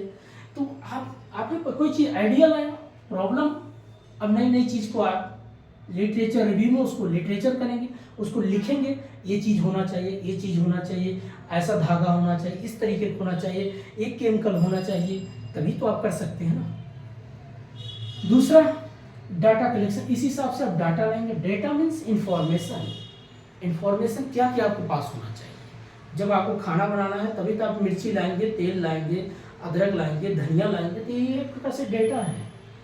या तो आप डायरेक्ट मार्केट से खरीद कर लाएंगे, या तो पड़ोसी से बोलेंगे भैया आप लाए हो आप ही दे दो। ये आपका प्राइमरी और सेकेंडरी डाटा है। खुद से खरीदना, दूसरे से उठा के लेके चले आना, कोई पहले से रखा है डाटा, आपने वहाँ गया किताब खुला पढ़ के लेके चला सॉरी। जब आपके पास एक डेटा होता था इसकी आप बनाते सैंपलिंग। अब सैंपलिंग मतलब क्या है, सैंपल तैयार करेंगे। अब एक सैंपलिंग करेंगे, एक सैंपल बनाएंगे, चेक करेंगे क्या पॉजिटिव व्यू में आंसर आ सकता है या निगेटिव व्यू में आ सकता है। अब पॉजिटिव निगेटिव मतलब या प्रोबेबिलिटी हो सकती है, बिलिटी, या नॉन प्रोबेबिलिटी, नॉन प्रोबेबिलिटी। अब इसमें क्या कह रहा है, या तो पॉजिटिव की बात करेगा या तो नेगेटिव की बात करेगा। अब इसमें क्या सैंपलिंग होता है, प्रोबेबिलिटी। भाई अगर मान लीजिए आपको एक कॉइन सिक्का है, या अगर आप एक बार उछालते हैं उसका जरूर चाहे हेड या टेल आएगा, जरूर आएगा, ऐसा नहीं है, आएगा जरूर आएगा। लेकिन नॉन प्रोबेबिलिटी में ये कहता है जिसमें कोई घटना एक्सीडेंटल घटती है, आपको पता नहीं, हो भी सकता है नहीं भी, जैसे क्या बोला। अब नॉन प्रोबेबिलिटी में ये कहता है किसी भी चीज का, जैसे किसी ने बोल दिया बादल को देख के बरसात होगी, तो बरसात तो हो भी सकती नहीं भी हो सकती है, हो भी सकती है। यहाँ पर क्या नॉन मतलब क्या है, निगेटिव है, असमंजस में है, कंफ्यूज है। ये दो तरीके से हम क्या करते हैं, रिसर्च में काम करते हैं। अगर आपका डाटा या सैंपल आपका प्रोबेबिलिटी व्यू में रहेगा सही तरीके सही डायरेक्शन में, तो आपका रिसर्च बहुत अच्छा कंप्लीट माना जाए। अगर आप असमंजस तरीके डाटा कलेक्शन किया, डाटा कुछ सैंपल तैयार किया है, तो आपको लगेगा ये चीज़ें मेरा बन भी सकता है, नहीं बन सकता है, थीसिस कंप्लीट हो सकता है, नहीं हो सकता। तो ये चीज़ें अगर उसको पढ़ेंगे, आपका रिसर्च भाई कपड़ा ऐसा बनाओ कि बरसात को झेल ले, गर्मी को झेल ले, जाड़े को भी झेल सकता है या मानव बचा सकता है, ऐसा कपड़ा बनाते हैं। तो अगर इसमें 100% सब कुछ सही है तो कहेंगे भैया प्रोबेबिलिटी है, अच्छा बनेगा। और इसमें बोलेगा भाई हो सकता है, नहीं भी हो। कभी कुछ लोग कहते नहीं, हाँ रिजल्ट आ भी सकता है, नहीं भी आ सकता है, मतलब एक ऐसा नेगेटिव व्यू में बात कर रहा है। ये बोले कॉन्फिडेंस 100% बनेगा और बनेगा, बन के दिखाऊंगा या बना के दिखाऊंगा, ये बात करता है। फिर इसी सैंपल फिर आप करते हैं, प्रपोजल बनाते हैं। अब प्रपोजल क्या है दोस्तों? प्रपोजल मीन्स होता है, प्रपोजल एक प्रपोजल बनाना, प्रस्ताव रखना, कोई भी चीज़ बनाना। अब जब आप रिसर्च करने जाएंगे, जो पीएचडी के स्टूडेंट है ये इसी पे काम करेंगे, इसी पे। अब उनको क्या क्या करना है, देखिए शुरुआत में तो यही सब चीज़ पता होना चाहिए। जब प्रपोजल क्या कहें भैया, आपके पास ऑब्जेक्ट क्या है, ऑब्जेक्ट मतलब उद्देश्य क्या है, किसी भी चीज का उद्देश्य क्या है, लक्ष्य क्या करना चाहते हैं। दूसरा पूछेंगे जब आपके पास उद्देश्य क्लियर है तो कहेंगे एक बात बताइए आपका टॉपिक क्या है, किस पे आपको रिसर्च करना है, कहेंगे भाई ये टॉपिक है। फिर पूछेंगे टॉपिक में प्रॉब्लम क्या है, कहेंगे भाई समस्या क्या है, समस्या क्या है, प्रॉब्लम क्या है। अब जब आप प्रॉब्लम को आइडेंटिफाई करोगे तो फिर पूछेंगे आइडेंटिफाई तो कर लिया, लेकिन मेथड्स कौन सा लगाओगे, क्वांटिटेटिव होगा या क्वालिटेटिव होगा, एक्सपेरिमेंटल होगा या हिस्टोरिकल होगा, कौन सा मेथड आप यूज करेंगे। तो बोलेंगे भाई मैं तो क्वांटिटेटिव और क्वालिटेटिव दोनों लगाऊंगा। तो कहेंगे एक्सपेरिमेंटल क्यों नहीं लगाओगे, क्योंकि भाई एक्सपेरिमेंट करके दिखाना भी पड़ेगा। ये सारी चीज़ें जब आप हर एक पॉइंट को अच्छे तरीके से करेंगे, ऑब्जेक्ट, टॉपिक, प्रॉब्लम, मेथड्स, ये सब इसी पर आपका इंटरव्यू भी होता है। इंटरव्यू इसी पे पूछा जाएगा। 20 क्वेश्चन आता है, जो लोग इंटरव्यू देने जाते हैं 20 क्वेश्चन पूछते हैं, कंपलसरी रहता है 20 क्वेश्चन, और इन्हीं पे ही आपका टॉपिक रहेगा। सैम्पलिंग का मेथड पूछेंगे, आपका प्रोबेबिलिटी है कि नॉन प्रोबेबिलिटी है, प्रॉब्लम क्या है, टॉपिक क्या है। जो टॉपिक अगर मान लीजिए कभी कल यही पूछते हैं कि कोई प्रोफेसर सामने बैठा हो पूछ लेगा, 8-10 प्रोफेसर बैठते हैं इंटरव्यू में, तो उसमें पूछेंगे कि मान लीजिए आपका ये टॉपिक पहले से, अगर इस टॉपिक में बोलूँ कि ये टॉपिक आप नहीं रिसर्च, आप दूसरा कोई टॉपिक क्या आप रख सकते हो, तो आप बोलो वहाँ पर नो मत बोलना, ये बोलना यस सर कर सकते हैं। क्योंकि वो चाहते हैं कि बच्चा, एक ऐसा बच्चा चाहिए, एक नया कुछ करने वाला। ऐसा नहीं है कि बस जिद बस यही बैठा के ही कर, टॉपिक को बदल के दूसरा टॉपिक, नया चीज़ का मैं भी आविष्कार कर सकता हूँ, खोज कर सकता हूँ। तो आपका इंटरव्यू में क्वांटिटेटिव, क्वालिटेटिव, सैम्पलिंग, मैथड्स, इस पे इंटरव्यू रहता ही रहता है। जो कोई इंटरव्यू दिया होगा आप उनको पता ही होगा, और नहीं दिए तो आपका भी, जब आप किसी भी यूनिवर्सिटी में आप जाएंगे अप्लाई करेंगे, इसी क्वेश्चन पूछेंगे, क्योंकि यही टॉपिक ही उनका रहता है। कुछ आपके बारे में पूछेंगे, आपका नाम, आपका पता, आपका क्वालिफिकेशन बेस, आप पहले क्या करते थे। उसके बाद शुरुआत में इसी पा जाएंगे, क्वांटिटेटिव बताओ, क्वालिटेटिव बताओ, डिडक्टिव बताओ, इंडक्टिव बताओ, एक्सपेरिमेंटल बताओ, हिस्टोरिकल बताओ, सैम्पलिंग बताओ, प्रोबेबिलिटी है कि नॉन प्रोबेबिलिटी है, और डाटा कलेक्शन कैसे आप करोगे, कौन सा डाटा उचित है, कौन सा डाटा उचित नहीं है, एसक्यूनेस बताइए, कुर्तिस बताइए। आपको लगेगा क्या पूछे, डिस्पर्सन बताइए, थोड़े स्टैटिक्स का पार्ट पूछते हैं, डिस्पर्सन मेथड, रेंज कब होगा, कोएफिशिएंट ऑफ रेंज कब होगा। ये पॉइंट आपको अच्छे से तैयार करके जाना। जो बच्चे कॉमर्स से हैं तो उनको हर पॉइंट याद करके जाना पड़ेगा, और जो स्टैटिक्स या जो आप मान लीजिए इकोनॉमिक्स से पढ़ाई करते हैं तो उनका एक चैप्टर रहता है इकोनॉमिक्स में, मैथमेटिक्स एंड एक टॉपिक है स्टैटिक्स इकोनॉमिक्स। स्टैटिक्स इकोनॉमिक्स में ये सब रहता है, मीन क्या है, मीडियन क्या है, मोड क्या है, डिस्पर्सन जिसको बोलते हैं, central tendency, measure of central tendency. Next topic आपका होता है पब्लिक इकोनॉमिक्स क्या है, मैथमेटिक्स इकोनॉमिक्स क्या है, माइक्रो एंड माइक्रो क्या है। लेकिन क्वेश्चन पूछते हैं स्टैटिक्स से, मेजर ऑफ सेंट्रल टेंडेंसी क्या है, डिस्पर्सन क्या है, कोरिलेशन क्या है, रिग्रेशन क्या है, एसक्यूनेस क्या है, कुर्तिस क्या है। नेक्स्ट उसके बाद पूछते हैं आपका रिसर्च पे आते हैं, हाइपोथेसिस क्या है, नल हाइपोथेसिस, अल्टरनेटिव हाइपोथेसिस। ये सब क्वेश्चन होते हैं दोस्तों, आप इसको जितनी बार पढ़ो यही आपको इंटरव्यू में पूछते हैं, और कोई अलग से पूछते नहीं है। उनको अलग कुछ पता होता नहीं, वो भी घिसे घिसे टीचर होते हैं, वो दिन रात वही बेचारे पढ़ के वही पढ़ाते हैं। उनको लगता है यही चीज़ पूछेंगे जो ज़रूरत की चीज़ है बस। तो ये होता है आपका प्रपोजल। जब प्रपोजल आपका कंप्लीट होता है ना, इसी प्रपोजल के आधार पे आप क्या करते हो, एनालिसिस करते हो। एनालिसिस मतलब एनालिटिकल,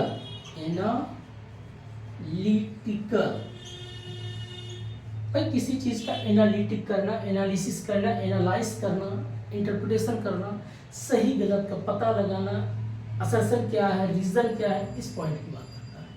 और जब ये हो जाता है फिर आप इसी डेवलपिंग डाटा लाते हैं, डेवलपिंग डाटा कलेक्शन करते हैं, और लास्ट में जब ये हो जाता है तो आप सबमिट कर देते हैं, सबमिट रिपोर्ट जारी कर देते हैं, खत्म हो जाता है रिसर्च। तो ये पॉइंट आपका था, पूरा एक पॉइंट को अच्छे से समझाया दोस्तों। फिर नेक्स्ट आपका आता है आईसीटी सपोर्ट मटेरियल रिसर्च में क्या करता है, इसका क्या योगदान है। आईसीटी मतलब इंफॉर्मेशन कम्युनिकेशन टेक्नोलॉजी आपका रिसर्च में काफ़ी काम करता है, मदद करता है। आज के प्रेजेंट टाइम में कोई टॉपिक आपको समझना, प्रपोजल कैसे बनाएं, तो बहुत से लोग वीडियो बना के डालें, वहाँ से आप देख सकते हो। थीसिस कैसे लिखा जाता है ये भी आपको पता होगा। रिसर्च टॉपिक कितना लिखा जाता है ये भी आपको, 4-5 टॉपिक आपका रिसर्च होता है जिस टॉपिक पे आपको, जैसे एक चीज दिखाते हैं आपको, जैसे मान लीजिए न्यूज़पेपर है, तो न्यूज़पेपर में जो लोग लिखते हैं ना एडिटोरियल,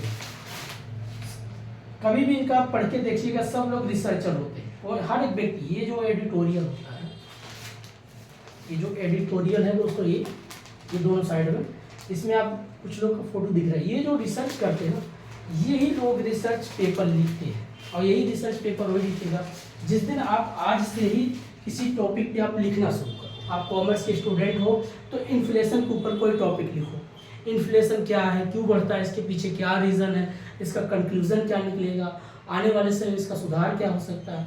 जिस दिन आप सोचना समझना शुरू करोगे तो आज से ही करना शुरू कर दो, कल की मत सोचो, ठीक है।